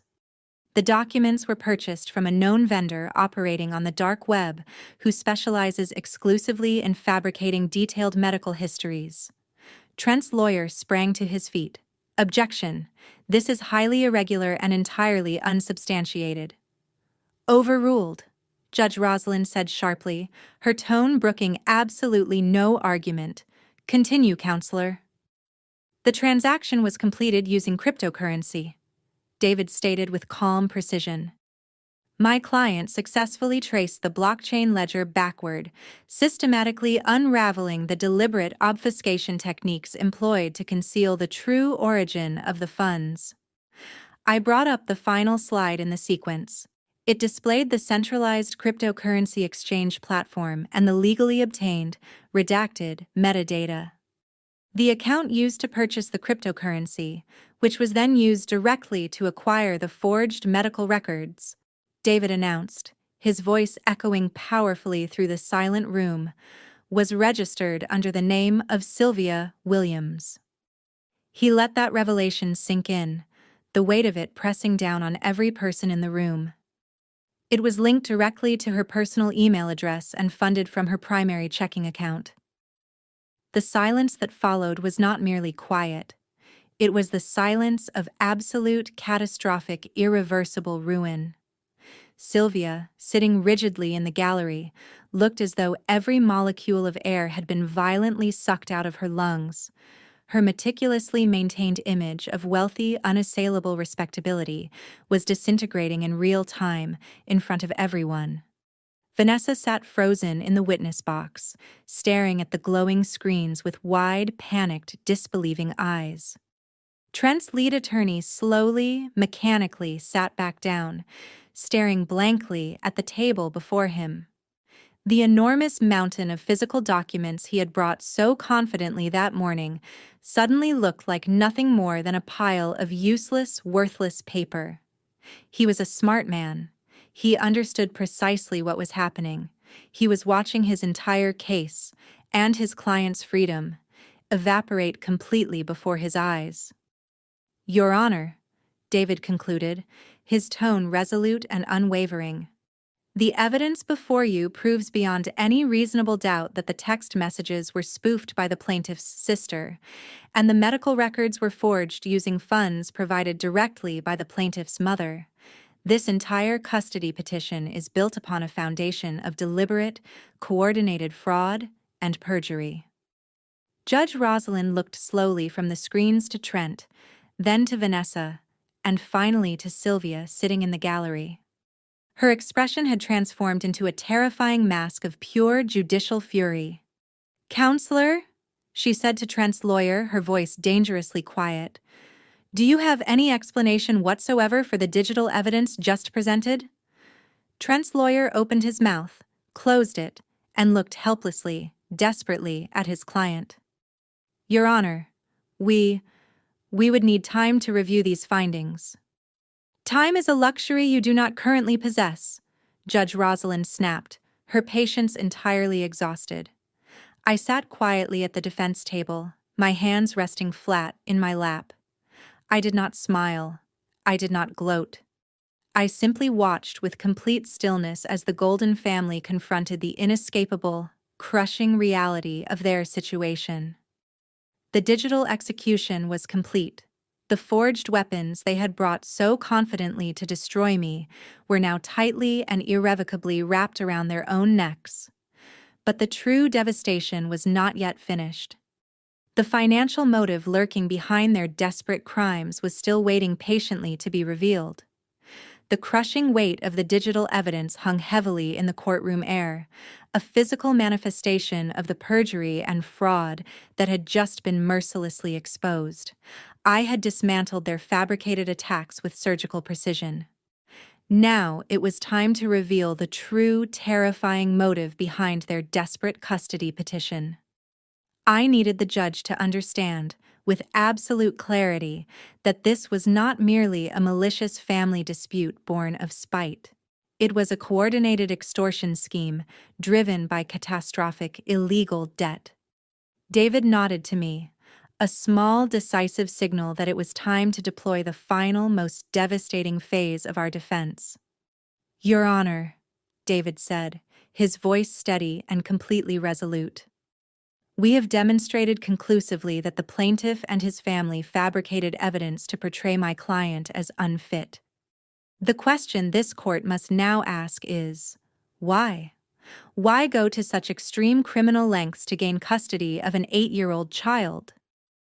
Trent's lead attorney, still visibly reeling from the devastating revelation of the forged medical records, attempted a feeble, desperate objection. "Your Honor, motives are entirely speculative. The plaintiff simply wants what is best for his son." Judge Rosalind silenced him with a single, sharp, withering look. "Sit down, counselor. I am extremely interested in the defense's answer to precisely that question. Proceed." David turned deliberately toward the monitors. I clicked the next file, and the screens transitioned smoothly from cryptocurrency ledgers to a complex, terrifyingly detailed financial map. It was the comprehensive forensic accounting dossier DeAndre had personally provided, meticulously tracing the full flow of Trent's money across the past 3 years. "Your Honor," David explained, directing the judge's focused attention to the screens, "the plaintiff has consistently presented himself as a highly successful corporate executive, fully capable of providing a superior, stable life for his son. The data we are about to present paints a very different, deeply alarming picture." I zoomed carefully into the first section of the financial map. "This is a precise summary of the plaintiff's current legitimate financial standing," David stated. "As you can clearly see, his primary residence is currently burdened by 3 separate secondary mortgages, all taken out within the last 18 months. His luxury vehicles are heavily leveraged, and his primary savings accounts are virtually empty." Trent's face turned a deeply ashen shade of gray. He gripped the edge of the table with both hands, his knuckles turning completely white. He knew exactly, with sickening certainty, what was coming next. "Being over-leveraged is not a crime, Your Honor," Trent's attorney argued, sounding increasingly and obviously desperate. "Many successful individuals carry significant debt." "This is not ordinary consumer debt," David countered sharply. I clicked to the next slide, revealing the labyrinthine web of offshore wire transfers. The screens filled with lists of rapid, high-volume transactions hemorrhaging money from Trent's accounts in every direction.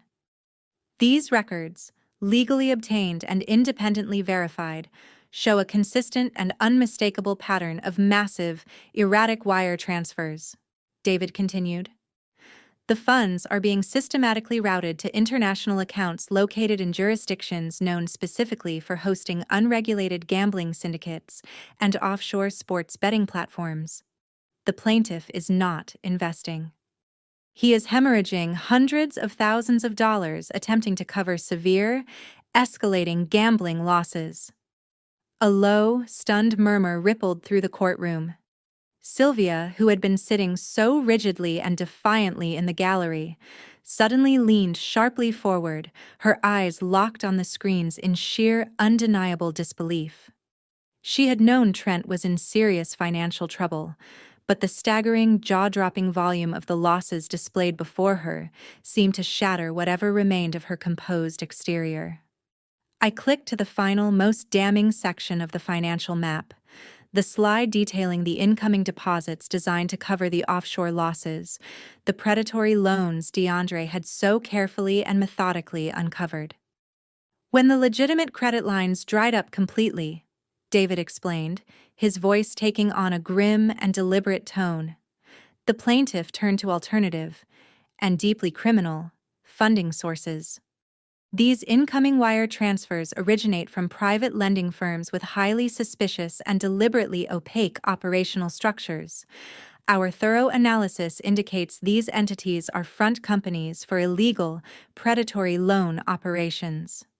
David paused, allowing the full severity of the accusations to settle over every person in the room.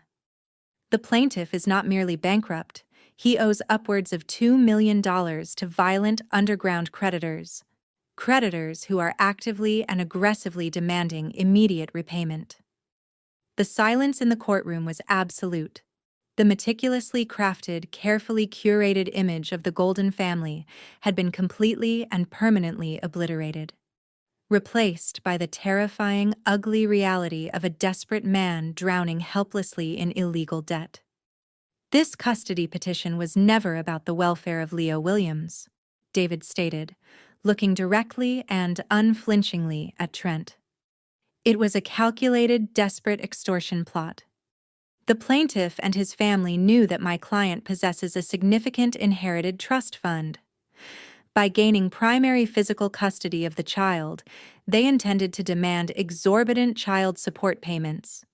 Or worse, use the child as direct leverage to force my client into a devastating financial settlement that would liquidate her assets entirely to pay off these dangerous loan sharks.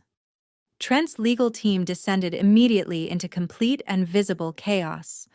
The lead attorney was furiously, urgently whispering to Trent, his face flushed with a mixture of anger and barely controlled panic. They had accepted this case believing they were representing a wealthy executive in a standard, if contentious, custody dispute. They now realized with devastating clarity that they had been cynically manipulated into facilitating a criminal extortion scheme, and that their own professional reputations were suddenly and seriously on the line. In the gallery, the full crushing weight of her impending ruin finally struck Sylvia like a physical blow. The smug, seemingly untouchable matriarch was simply gone. In her place sat a frightened, diminished woman staring at the screens, her breath coming in short, erratic, desperate gasps. The evidence I had assembled and presented did not merely destroy Trent. It linked her directly, personally, and irrevocably to the purchase of forged medical records on the dark web. As a senior vice president at a regional bank, her entire career had been built upon a foundation of absolute financial integrity and strict regulatory compliance. The moment the bank's board of directors caught even a whisper of these federal cybercrimes, she would not merely be fired, she would be facing decades of federal prison time. Her banking career, her carefully cultivated social status, her entire pristine and enviable life, all of it evaporated in that sterile, unforgiving courtroom. Vanessa sat beside her mother, completely frozen and stone still. The full reality of her own perjury and her active role in the spoofed kidnapping texts seemed to finally penetrate her armor of toxic arrogance. They had all genuinely believed they were so much smarter, so much more powerful, so much more untouchable than me. They had blindly, arrogantly walked directly into a digital execution, and now there was absolutely, categorically, nowhere left to run. The courtroom's heavy silence shattered violently as a wooden chair scraped loudly against the polished floor. Trent sprang to his feet, his face contorted into a raw mask of desperation and rage. He slammed both fists onto the table, completely ignoring his lead attorney's frantic, urgent warnings. His carefully constructed facade evaporated in an instant, exposing the cornered, desperate animal underneath. He pointed a visibly shaking finger directly at me, gasping for air. "This is a lie!" Trent screamed, his voice cracking. "She is a professional hacker. She fabricated all of this digital garbage. She hacked into my private accounts, altered banking ledgers, and created fake wire transfers to make me look like a criminal. You cannot believe a single thing she puts on those screens. She is deliberately trying to ruin my life." Judge Rosalind slammed her gavel down with tremendous force, her eyes flashing with undisguised judicial fury. "Mr. Williams, sit down and control yourself immediately," she commanded, her voice dropping to a dangerously low, measured register. "This is a court of law, not a theater for your temper tantrums. Your counsel may cross-examine the digital evidence and submit counter-forensic analysis if they genuinely suspect tampering. Shouting wild conspiracy theories will only result in you being held in contempt." But Trent was too far gone, completely drowning in the crushing reality of his massive debt and the inevitable, total collapse of his universe. He refused to sit down. The violent loan sharks were waiting somewhere beyond these walls, and losing this custody battle meant losing his only remaining leverage over anything. He desperately needed my trust fund simply to survive, and that desperation drove him to make the most unforgivable, most catastrophic move of the entire trial. "You want the real truth?" Trent shouted, turning his wild, red-rimmed eyes toward the judge. "Forget the computer screens. Ask the boy. Bring my son into this courtroom right now and ask him directly. Leo will tell you exactly what kind of monster she truly is. He is terrified of her. She locks him in his room, screams at him constantly, and starves him. Bring Leo to the stand and let him speak for himself." My composure shattered instantly and completely. The emotional firewall I had so carefully and painfully constructed around my feelings vanished the precise second he tried dragging our innocent 8-year-old son into this vicious, toxic crossfire. I stood up, my chair tipping sharply backward and hitting the floor with a loud, resonating crack. I looked directly at Judge Rosalind, my voice shaking with undisguised maternal panic. "Your Honor, I strongly object," I pleaded, my voice barely steady. "He is an innocent little boy. He should absolutely not be subjected to the severe psychological trauma of testifying in this deeply toxic environment. Please do not force him to take the stand." David rose smoothly beside me, raising both hands in a measured, calming gesture. "Your Honor, dragging a young child into a highly contested courtroom setting is entirely unnecessary and profoundly damaging," he argued evenly. "The digital evidence speaks volumes about the plaintiff's true motives. Subjecting the minor child to cross-examination would constitute an act of deep and lasting emotional cruelty." "She is terrified of what he will say," Trent interrupted aggressively, advancing toward the center aisle. "She knows the boy hates her. She knows he will expose the filthy squalor she forces him to live in. If you genuinely want the truth about who the real danger is here, you have to let my son speak. Leo will confirm every single word my mother and sister said." In the gallery, Sylvia seized upon the opening of her son's desperate pivot. She pressed a crisp handkerchief to her eyes, releasing a loud, theatrical sob. She leaned slightly forward and whispered loudly enough for the court reporter to hear clearly that the child simply needed a safe space to escape his mother's terrifying, psychotic episodes. Vanessa followed her mother's lead immediately, staring at the judge with wide, practiced, pleading eyes, performing with mechanical precision the role of the deeply concerned and loving aunt. Judge Rosalind observed the unfolding chaos with cold, measured, judicial precision. She looked at Trent, his face flushed and drenched in panicked sweat, then at the weeping women, and finally, quietly and carefully at me. She saw the genuine, unperformable terror in my eyes, the pure, desperate, visceral fear of a mother trying with everything she had to shield her beloved child from adult warfare. She tapped her pen thoughtfully against her heavy oak desk, the steady, rhythmic sound echoing clearly in the tense, breathless silence. Mr. Williams, your outbursts are highly inappropriate, and your attempts to dictate courtroom procedure are entirely unacceptable, Judge Rosalind stated with firm, unmistakable authority. However, the allegations of severe physical and emotional abuse have been formally entered into the official court record. Given the extreme and contradictory nature of the evidence presented today, I have a supreme legal obligation to determine the true state of mind of this child. My heart plummeted completely into my stomach. I felt the blood drain from my face as I stared at the judge in utter, hollow disbelief. I wanted to scream, to grab my laptop and run, to do absolutely anything within my power to stop them from placing my boy into the center of this nightmare. But I was entirely, helplessly powerless. I will allow the child to be brought into the courtroom, Judge Roslin ruled, raising her hand sharply to silence Trent before he could begin to celebrate. But let me be completely and unmistakably clear.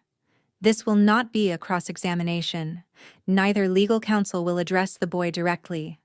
I will speak to him personally from the bench. If anyone attempts to intimidate, coach, or interrupt this child in any way, I will have the bailiff arrest them immediately. Trent allowed himself a small, sick, triumphant smirk, a gleam of cold victory returning briefly to his eyes. He genuinely, confidently believed that his mother and sister had successfully brainwashed and terrified my son thoroughly enough to secure their victory. He believed their backstage manipulation would hold up even under direct judicial scrutiny. He truly thought he had just won. I sank slowly back into my chair, my cold hands trembling violently in my lap. David placed a quiet, reassuring hand on my shoulder and whispered that we had the truth entirely on our side. But cold logic offered absolutely zero comfort to a genuinely terrified mother. The bailiff walked with measured purpose toward the heavy wooden doors to retrieve Leo from the secure waiting room down the hall. I closed my eyes and prayed with everything I had that my son's spirit had remained unbroken, entirely unaware that my brave 8-year-old boy was about to deliver a devastating payload that would completely and permanently obliterate his father's entire fragile universe. The heavy wooden courtroom doors swung slowly, solemnly open. The bailiff walked in, leading my 8-year-old son carefully by the hand. Leo looked impossibly, heartbreakingly small inside that vast, cavernous judicial space, wearing the neat button-down shirt and carefully pressed pants I had ironed for him that very morning. His brown eyes were wide and searching, taking in the imposing walls and the overwhelming number of intimidating adults staring directly at him.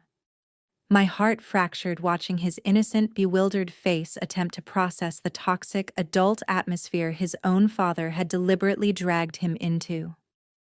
As the bailiff guided Leo slowly down the center aisle, Trent leaned forward, offering a hollow, unconvincing smile that failed entirely to reach his cold, calculating eyes.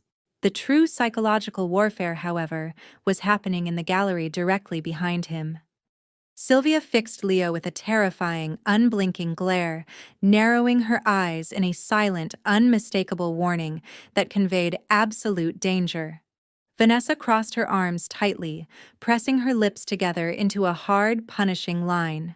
They were actively, shamelessly attempting to silently terrorize an 8-year-old boy into committing perjury against his own mother.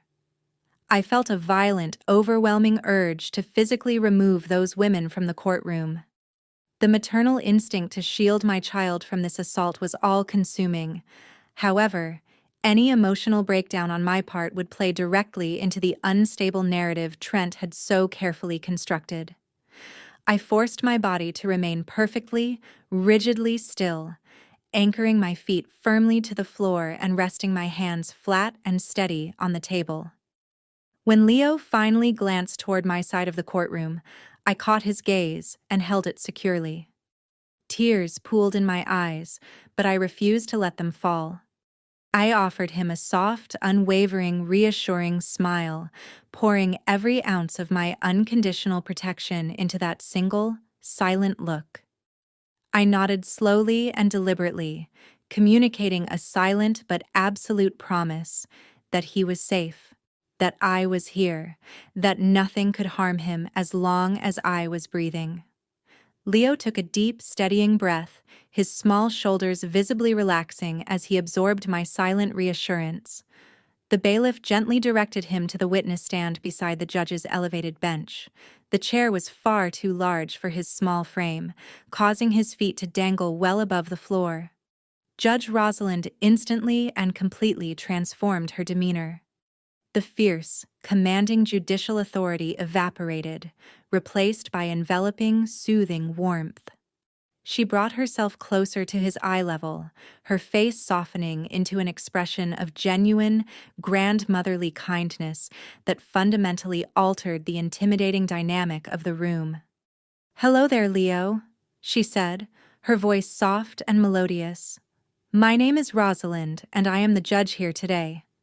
I know this room looks very big and maybe a little scary, but I promise you there is absolutely nothing to be afraid of. You are the most important person in this entire building today, and my only job, my only concern, is to make sure that you are safe and happy." Leo blinked, regarding her with lingering, cautious apprehension. He nodded silently, his knuckles turning white as he gripped the railing for comfort. Judge Rosalind smiled warmly and openly, working patiently and visibly to put him completely at ease. "Can you tell me how old you are and what grade you are in?" "I am 8 years old," Leo answered, his voice barely above a fragile whisper. "I am in the 2nd grade at Oak Ridge Elementary." "That is a truly fantastic age," Judge Rosalind replied, her tone bright and genuine. "Do you have a favorite subject in school? Or perhaps a favorite game you enjoy playing at recess?" Leo glanced quickly toward my table, drawing visible strength from my steady smile before looking back at the judge. "I really like science class," he said, his voice gaining a small but perceptible fraction of confidence. "And I like playing tetherball with my friends during recess." "Science is absolutely wonderful," Judge Rosalind agreed warmly, leaning in slightly. "Now, Leo, I want to talk a little bit about your home. Can you tell me what it is like living at your mom's house?" The tension in the courtroom spiked immediately and sharply. Trent stiffened noticeably in his chair, his jaw clenching hard and tight. Sylvia and Vanessa leaned further forward in the gallery, their eyes boring relentless, silent holes into the back of Leo's small head. "Yes, I have my own room," Leo answered, shifting slightly in the oversized chair. "It has blue walls and a big bookshelf for all my comic books. My mom makes sure I always have clean clothes ready for school, and she packs my lunch every single morning. She always puts a little note inside my lunchbox." "That sounds very, very nice," Judge Rosalind noted, gently encouraging him to continue. "And what about dinner time? Do you and your mom eat together?" "We eat dinner at the kitchen table every single night," Leo said, relaxing visibly with each answer. "My mom cooks really good food, and we always talk about what happened at school during the day. After dinner, she helps me with my math homework, and then we read books together before I go to sleep." Judge Rosalind nodded slowly and thoughtfully, absorbing the picture of warm, stable, loving domestic life that Leo was naturally painting. It stood in stark, damning contrast to the horrific fictional squalor Vanessa had described with such practiced conviction under oath just an hour earlier. The judge paused for a deliberate moment, allowing the silence to settle fully before asking the single most critical question of the entire hearing. "Leo, you are doing a truly wonderful job," she said, her voice dropping to a serious but incredibly gentle, careful pitch. I need to ask you something very important now, and I need you to be completely honest with me. Nobody in this room is allowed to be angry at you for telling the truth. When you think about where you feel the most comfortable, where you feel the absolute safest in the entire world, where is that place? The atmosphere in the courtroom grew so thick and heavy it felt genuinely difficult to breathe. Trent gripped his pen so tightly his knuckles turned completely white. Sylvia glared from the back row, attempting one final desperate time to transmit her toxic threat across the distance. I sat perfectly, deliberately still, my heart hammering violently against my ribs, sending a silent, fierce wave of courage toward my brave little boy. Leo looked at his father first, seeing there the aggressive expectation barely masking raw, desperate panic. Then he looked past the wooden partition at Sylvia and Vanessa, seeing the cold, manipulative malice radiating from their rigid, threatening postures. Finally, he turned his head and looked directly, unhurriedly, at me. I gave him a soft, slow, reassuring nod, reminding him without a single word of the promise I had made quietly in his bedroom. He took a deep, shaky breath, gathering every last ounce of bravery residing in his small 8-year-old body. Then he turned back to Judge Rosalind, his brown eyes locking steadily onto hers. The young boy who had been chosen and groomed to serve as a pawn in their elaborate extortion scheme was about to bravely, completely, and permanently dismantle their entire golden facade. Right here, right now, in front of everyone. Leo sat in the oversized wooden chair, his small hands gripping the edge of the witness stand with quiet determination. The heavy, pressing silence bore down on everyone in the room without exception. He looked across at his father. Trent stared back, demanding blind obedience with his eyes. Leo then looked toward the gallery.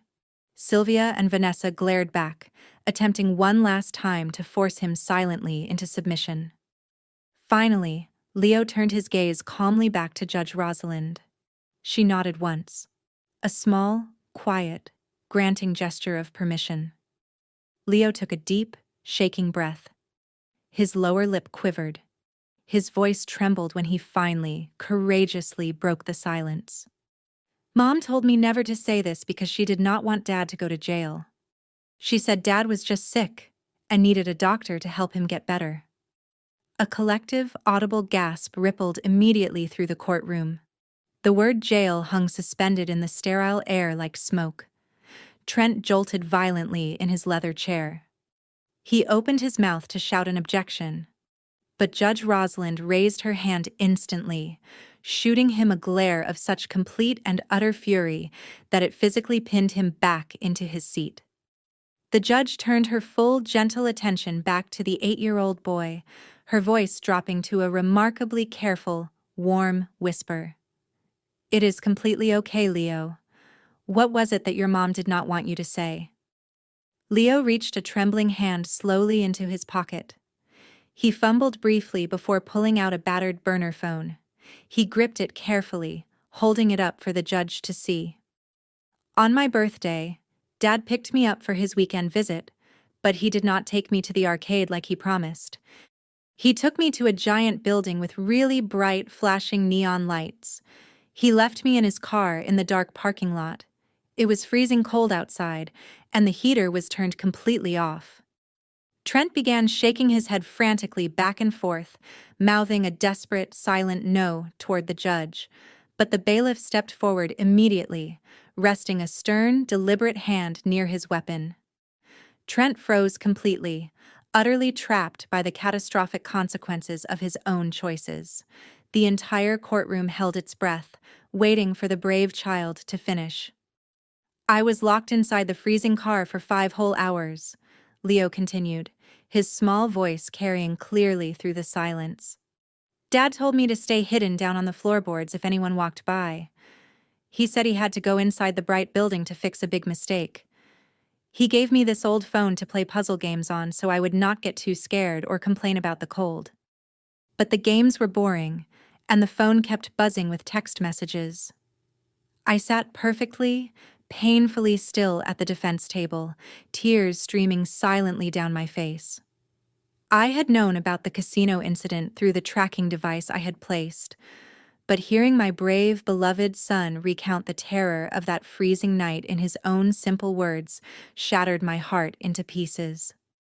I desperately wanted to run to the witness stand and pull him tightly into my arms, but I knew with terrible clarity that he needed to finish. He needed to fully and finally dismantle their reign of casual, privileged abuse. Judge Rosalind looked at the battered burner phone resting in the boy's small hand, her judicial composure replaced visibly and profoundly by devastating sorrow. "Did you read the messages on that phone, Leo?" she asked softly, her voice full of quiet empathy. Leo nodded, his young eyes reflecting a maturity that no 8-year-old child should ever be forced to possess. "I did not mean to snoop," he explained carefully, his voice wavering slightly. "But a message popped up on the screen while I was trying to play the game. It was a message from Grandma Sylvia. I know her phone number because she makes me memorize it. I took a screenshot of the message because it sounded really mean, and I wanted to show my mom later when she came." Sylvia let out a strangled, breathless gasp from the gallery. She clutched her pearl necklace with white-knuckled fingers, her eyes darting wildly toward the heavy exit doors. Vanessa shrank back into the wooden bench beside her, her arrogant posture collapsing instantly into pure, undisguised panic. They had confidently assumed that Trent had used a completely untraceable device, utterly oblivious to the damning reality that he had carelessly, casually handed the most incriminating evidence directly to his own child. "Can you please read that message aloud for the court, Leo?" Judge Rosalind requested, her voice echoing now with absolute, uncompromising authority. Leo pressed the power button on the battered device. The screen illuminated his small face with a harsh, cold, artificial glow. He navigated to the photo gallery with practiced ease, opening the screenshot he had carefully preserved and protected for months. He took one final, steadying breath and looked directly at his father before reading the text message aloud. The courtroom remained entirely, breathlessly silent. Leo read the message from Sylvia to Trent with perfect, heartbreaking, devastating clarity. "Leave the brat in the car. I have got the fake papers ready to lock Lauren up. We will have the trust fund by next month." The sheer, naked malice of those words, spoken in the pure, innocent voice of a child, struck the courtroom like a physical shockwave. The absolute, bottomless depravity of their coordinated extortion plot was now exposed completely, stripped of every last shred of deniability. Sylvia had orchestrated the systematic destruction of my life while simultaneously dismissing her own grandson as a mere, inconvenient nuisance to be left freezing and alone in a dark parking lot. She had cared only and entirely about securing the financial payout. Trent buried his face in both hands, letting out a raw, broken sob. His high-priced legal team stared at the floor, paralyzed entirely by the reality of their client's criminal behavior. They had spent the entire morning defending a man who had endangered his own child on the boy's birthday. Judge Rosalind closed her eyes briefly, drawing a slow, deep, deliberate breath to compose herself. When she opened them again, the grandmotherly warmth had vanished completely and permanently. She looked toward the gallery and fixed Sylvia and Vanessa with a cold, unwavering stare that carried the unmistakable, unambiguous promise of absolute retribution. The Golden family had constructed their empire upon a foundation of lies, manipulation, and breathtaking cruelty. They had severely and fatally underestimated my intelligence, and they had catastrophically underestimated the brave, observant, unbreakable little boy sitting in the witness stand. The truth was finally, completely, irrevocably out in the open, fully and permanently exposed for the entire world to witness, and the consequences that were coming would be utterly merciless for every single one of them. Judge Rosalind stared at the glowing screen of the cheap, battered burner phone resting in my 8-year-old son's trembling hands. The crushing weight of the text message echoed off the high wooden ceiling of the courtroom. Sylvia had just been definitively exposed, orchestrating a malicious, calculated plot to have me committed to a psychiatric facility and steal my trust fund.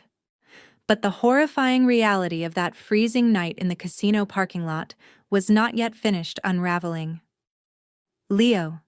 the judge asked, her voice cracking slightly before she cleared her throat to recover her steady, judicial composure. "After your father left you in the car and gave you that phone, how exactly did you get home?" Leo looked down at his lap, his small chest heaving as he struggled visibly against tears.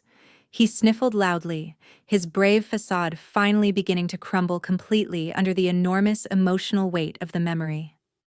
"Mom found me," he whimpered, his voice breaking. "She tracked my backpack. When she got there, I was crying because my fingers and toes hurt so much from the cold. The car doors were locked, and Dad had taken the keys inside the bright building. I closed my own eyes, the visceral, suffocating memory of that terrifying night rushing back in a wave. The sheer, white-hot panic of finding my child locked and trembling inside a freezing vehicle while his father gambled recklessly with his future. Mom called the police to help open the car doors," Leo continued, large tears now spilling freely over his eyelashes and tracking silently down his pale cheeks. "But when she heard the police sirens coming down the street, she started crying too. She looked at the building where Dad had gone, and she told me she did not want Dad to go to jail.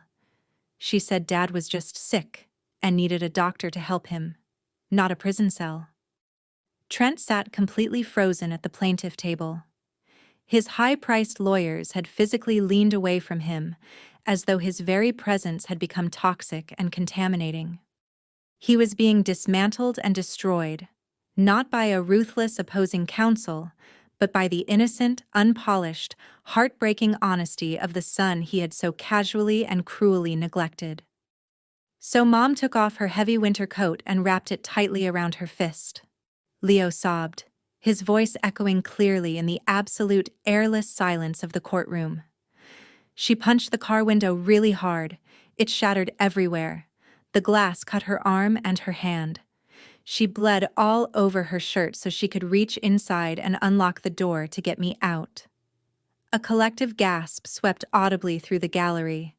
Even David, my composed, unflappable, calculating attorney, turned and looked at me with undisguised, profound astonishment. I had never told anyone the full, unvarnished truth about how my hand had been so severely lacerated that night. I had kept the secret buried deliberately, entirely to protect Leo from the additional trauma of watching his father arrested and placed in handcuffs. "When the police cars parked behind us," Leo cried on, wiping his wet face roughly with the back of his small sleeve, "Mom hid my father's burner phone inside her jacket pocket. She held her bleeding hand and she lied to the police officers. She told them she had accidentally locked her keys and her son inside the car and panicked. She bled, so that Dad would not get arrested for leaving me to freeze alone. She took all the blame, so I would not be scared." The sheer, staggering magnitude of that sacrifice hung heavily and immovably in the sterile courtroom air. I had literally, physically bled to protect a man who later tried to have me institutionalized and stripped of my child. I had endured real, searing physical pain and deliberately lied to law enforcement, solely, entirely to preserve my son's fragile, precious image of his father. And Trent had repaid that ultimate, selfless sacrifice by dragging me into family court and attempting to steal my child from me. Judge Rosalind reached up slowly and removed her glasses.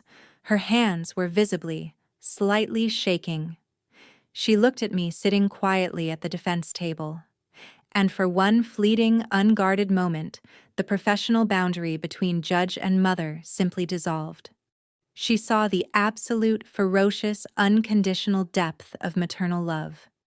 Then she placed her glasses carefully back on, drew herself up, and turned her full attention to the gallery, her dark eyes locking with cold, immovable precision onto Sylvia and Vanessa. "Leo, you are being incredibly brave today," Judge Rosalind said, her voice a steady, soothing anchor in the turbulent, emotionally ravaged room.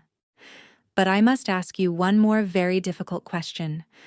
If your father left you in the cold and your mother sacrificed herself so completely to save you, why did your grandmother and your aunt want you to testify here today? What specifically did they ask you to tell me?" Leo flinched physically and visibly, recoiling instinctively toward the judge's bench as if trying to place as much distance as possible between himself and his toxic relatives. He raised his right hand slowly and pointed a trembling, unwavering finger directly at the gallery, aimed squarely and deliberately at Vanessa and Sylvia, who were now shrinking back into the wooden benches, their faces completely drained of all remaining color. "Grandma and Aunt Vanessa pulled me aside yesterday when Dad brought me to their big house," Leo said, his voice rising with barely contained panic. "They took me into the garage where nobody else could hear us. They told me I had to stand up in front of the judge today and say that my mom was crazy. They told me I had to say, 'My mom screams at me and locks me in dark closets.'" Vanessa leaped violently from her seat in the gallery, her face contorted in sheer exposed terror. "Your Honor, that is a complete and utter lie!" she shrieked, violating every possible rule of courtroom decorum in a single catastrophic outburst. "Bailiff, secure that woman immediately!" Judge Rosalind roared, her voice booming like sudden thunder through the chamber. "If she opens her mouth one more time, arrest her for contempt and place her directly in a holding cell." The armed bailiff marched swiftly and purposefully toward the gallery, placing a firm, authoritative hand on Vanessa's shoulder and forcing her forcefully back into her seat. The courtroom returned to a terrified, breathless, ringing silence. Judge Rosalind turned back to my son immediately, her expression softening with remarkable, instant tenderness. "Go ahead, Leo. Nobody is going to hurt you here.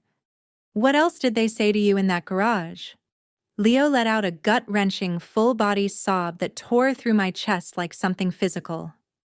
"They told me that if I did not lie to you today," he cried, his small body shaking with raw devastation, "they would take my golden retriever away. Grandma Sylvia said she knows people who collect unwanted dogs. She told me that if I told the truth about Dad leaving me at the casino, she would take my dog Max away and put him to sleep forever. They promised. They promised. They would kill my best friend if I did not help them lock my mom away." The courtroom went completely, suffocatingly, dead silent. It was a heavy, vacuum-like silence that felt as though it had physically extracted all oxygen from the room. Extorting money from a trust fund was a severe financial crime. Forging medical documents was a serious federal offense. But threatening to execute an 8-year-old child's beloved pet dog to coerce him into committing perjury against his own mother, that was an act of pure, unadulterated, irredeemable evil. I watched Judge Rosalind carefully and closely. The veteran jurist, a woman who had spent decades presiding over the most bitter, ugly, heartbreaking family disputes imaginable, was visibly, unmistakably moved to tears. A single tear escaped the corner of her eye and tracked slowly, quietly down her cheek. She did not reach up to wipe it away. She simply allowed it to fall, a silent, dignified testament to the horrific psychological abuse that had been deliberately inflicted upon the innocent boy sitting beside her. Then the profound, visible sorrow on the judge's face vanished entirely. It was replaced, instantaneously and completely, by a look of absolute, righteous, uncompromising fury. The kind of raw, immovable anger that precedes a catastrophic judicial reckoning. She slowly turned her piercing, unwavering gaze away from Leo and fixed it permanently and heavily on Trent, Sylvia, and Vanessa. The Golden family was no longer facing a family court judge mediating a custody dispute. They were facing an executioner. Judge Rosalind did not simply deliver a ruling. She delivered a complete and absolute annihilation. She rose from behind her heavy oak desk, towering over the courtroom with a presence that commanded total, unquestioning submission. She looked directly at Trent, now physically, visibly shaking inside his expensive Italian suit. This court has witnessed countless bitter disputes, Judge Rosalind began, her voice ringing out like a bell heralding an approaching storm. But the sheer coordinated malice, the profound cruelty, and the staggering criminality displayed by the plaintiff and his family here today is entirely unprecedented in my experience. You did not come here to protect a child, Mr. Williams. You came here to execute a sophisticated financial extortion scheme, using the state judicial system itself as your primary weapon. Trent opened his mouth to beg, but the judge silenced him with a sharp, decisive downward motion of her hand. Based on the irrefutable digital evidence and the highly credible, deeply courageous testimony of this brave 8-year-old boy, I am denying your emergency custody petition in its entirety. Judge Rosalind declared, her words striking Trent with the force of physical blows. Furthermore, I am permanently revoking all of your visitation rights. You will not be permitted within 500 feet of Lauren or Leo Williams under any circumstances. You are stripped of all parental authority effective this very moment. Trent collapsed back into his chair, burying his face in his hands and releasing a loud, agonizing wail of pure disbelief. His high-priced legal team offered no comfort whatsoever. Instead, the lead attorney quietly, deliberately zipped up his leather briefcase and stepped physically away from the table, distancing himself as far and as visibly as possible from his now radioactive client. But Judge Rosalind was far from finished.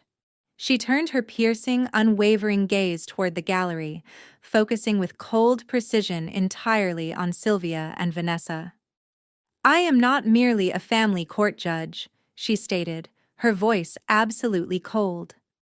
I am an officer of the law, bound without exception to report active felony crimes committed within my jurisdiction. The evidence presented today proves massive fraud, deliberate perjury, child endangerment, and multiple federal cybercrimes. She picked up her wooden gavel, gripping it firmly and with purpose. Bailiff, lock the doors. The armed officers moved immediately and decisively to the heavy wooden exits, taking up positions in front of them with their hands resting ready on their utility belts. I am issuing immediate bench warrants for Trent Williams, Sylvia Williams, and Vanessa Williams, Judge Rosalind announced, the absolute finality of her words echoing off every surface in the room. I am ordering all three of you to be taken into police custody right now, directly from this courtroom. You will be transported to the county jail to await federal and state arraignments for your criminal conspiracy against this mother and her child. The courtroom erupted into absolute, uncontrollable chaos. Sylvia leaped to her feet, screaming in sheer, naked terror as two armed bailiffs marched directly and purposefully toward her. She attempted to run, but her designer heels betrayed her completely. She stumbled and fell back onto the wooden bench.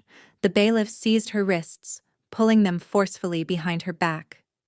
The sharp, metallic clicking sound of handcuffs locking around the wrists of the wealthy, supposedly untouchable banking executive was the most beautiful, most satisfying sound I had ever heard in my life. Sylvia sobbed hysterically, begging the officers to release her and screaming that she was a senior vice president and could not possibly be arrested like a common criminal.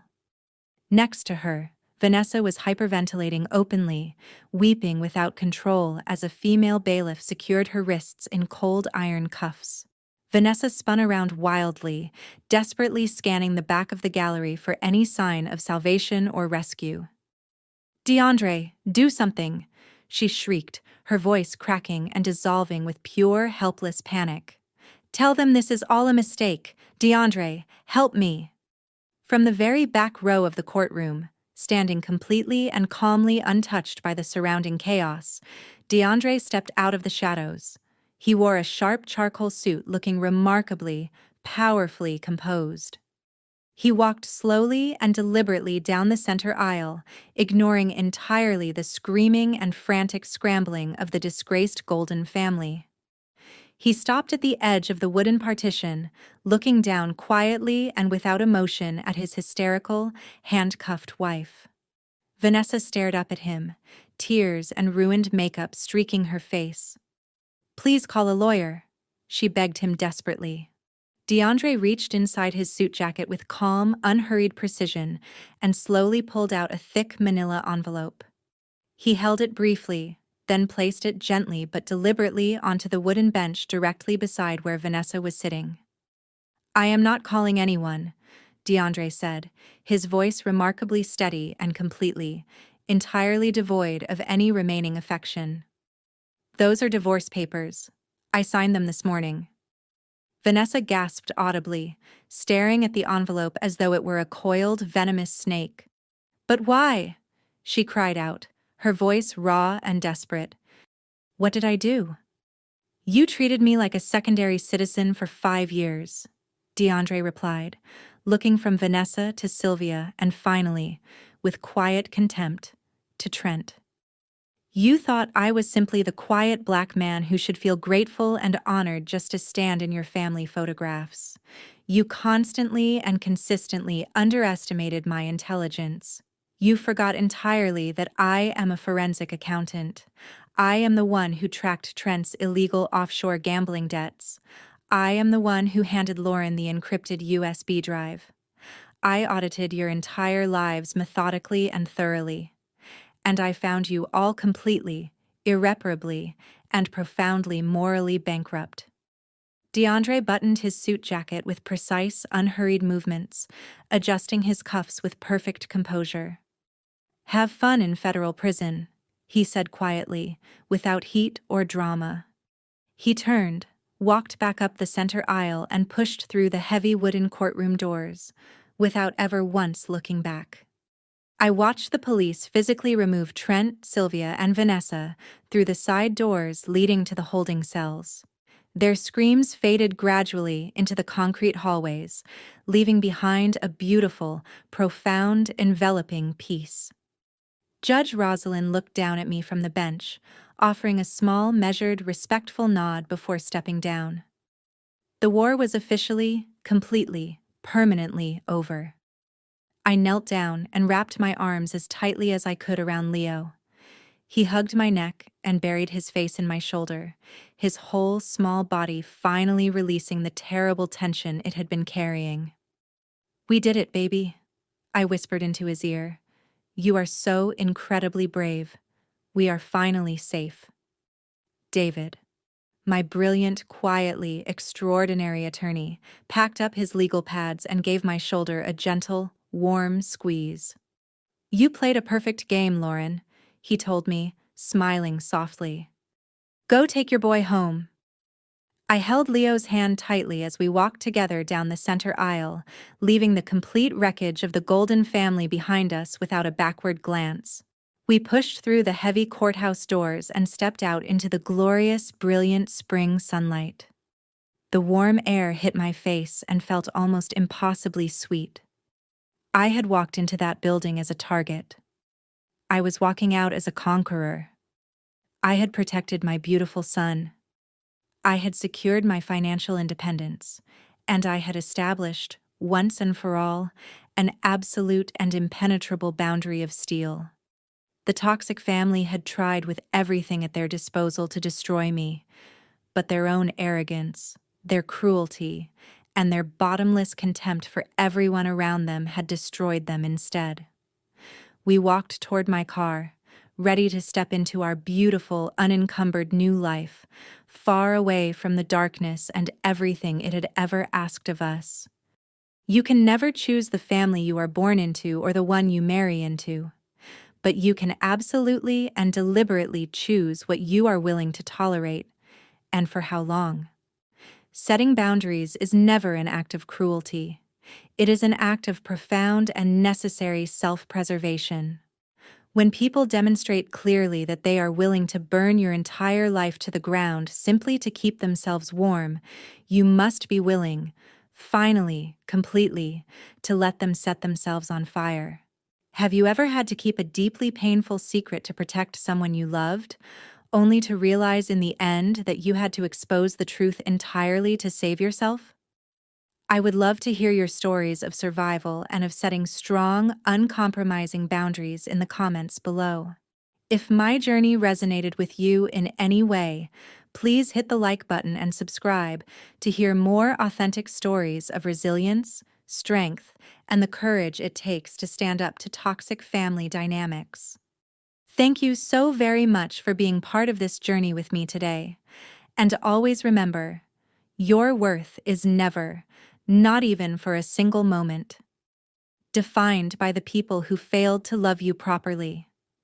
You are powerful, you are whole, and you are completely and entirely in control of your own story. The harrowing journey of Lauren and her young son Leo serves as a powerful, undeniable testament to one enduring truth. Unwavering composure and meticulous, patient preparation are the ultimate shields against toxic manipulation. When confronted with a family willing to weaponize an innocent child for their own financial gain, reacting with explosive anger or visible panic is precisely what abusers expect and desperately desire. Lauren's story teaches us with absolute clarity that true strength does not require shouting or matching the chaotic, destructive energy of those trying to erase you. Rather than engaging in public screaming matches or crumbling under the accumulated weight of fabricated evidence and vicious character assassination, she anchored herself completely and deliberately in undeniable, documented facts. Toxic individuals like Trent and Sylvia thrive on provoking emotional reactions. They use your defensive panic as evidence of your supposed instability, as proof of every lie they have told about you. By maintaining her strategic silence and leaning fully on immutable truth, backed by digital forensics and the quiet, courageous observations of an unexpected ally like DeAndre, Lauren effectively and permanently stripped her abusers of their only real weapon. Furthermore, this story illustrates with painful clarity that setting ironclad personal boundaries is never an act of cruelty, but rather a profound and urgent necessity for self-preservation. You cannot heal in the same environment that is actively, systematically poisoning you. You cannot negotiate in good faith with people who view your suffering as nothing more than a convenient stepping stone to their own selfish success. Lauren had to allow the Golden family to collapse entirely beneath the crushing, irreversible weight of their own arrogance to permanently and completely secure her son's safety and her own future. Her victory was not merely in winning a family court case, it was in definitively, permanently severing every tie connecting her to the darkness. Ultimately, we are reminded of one essential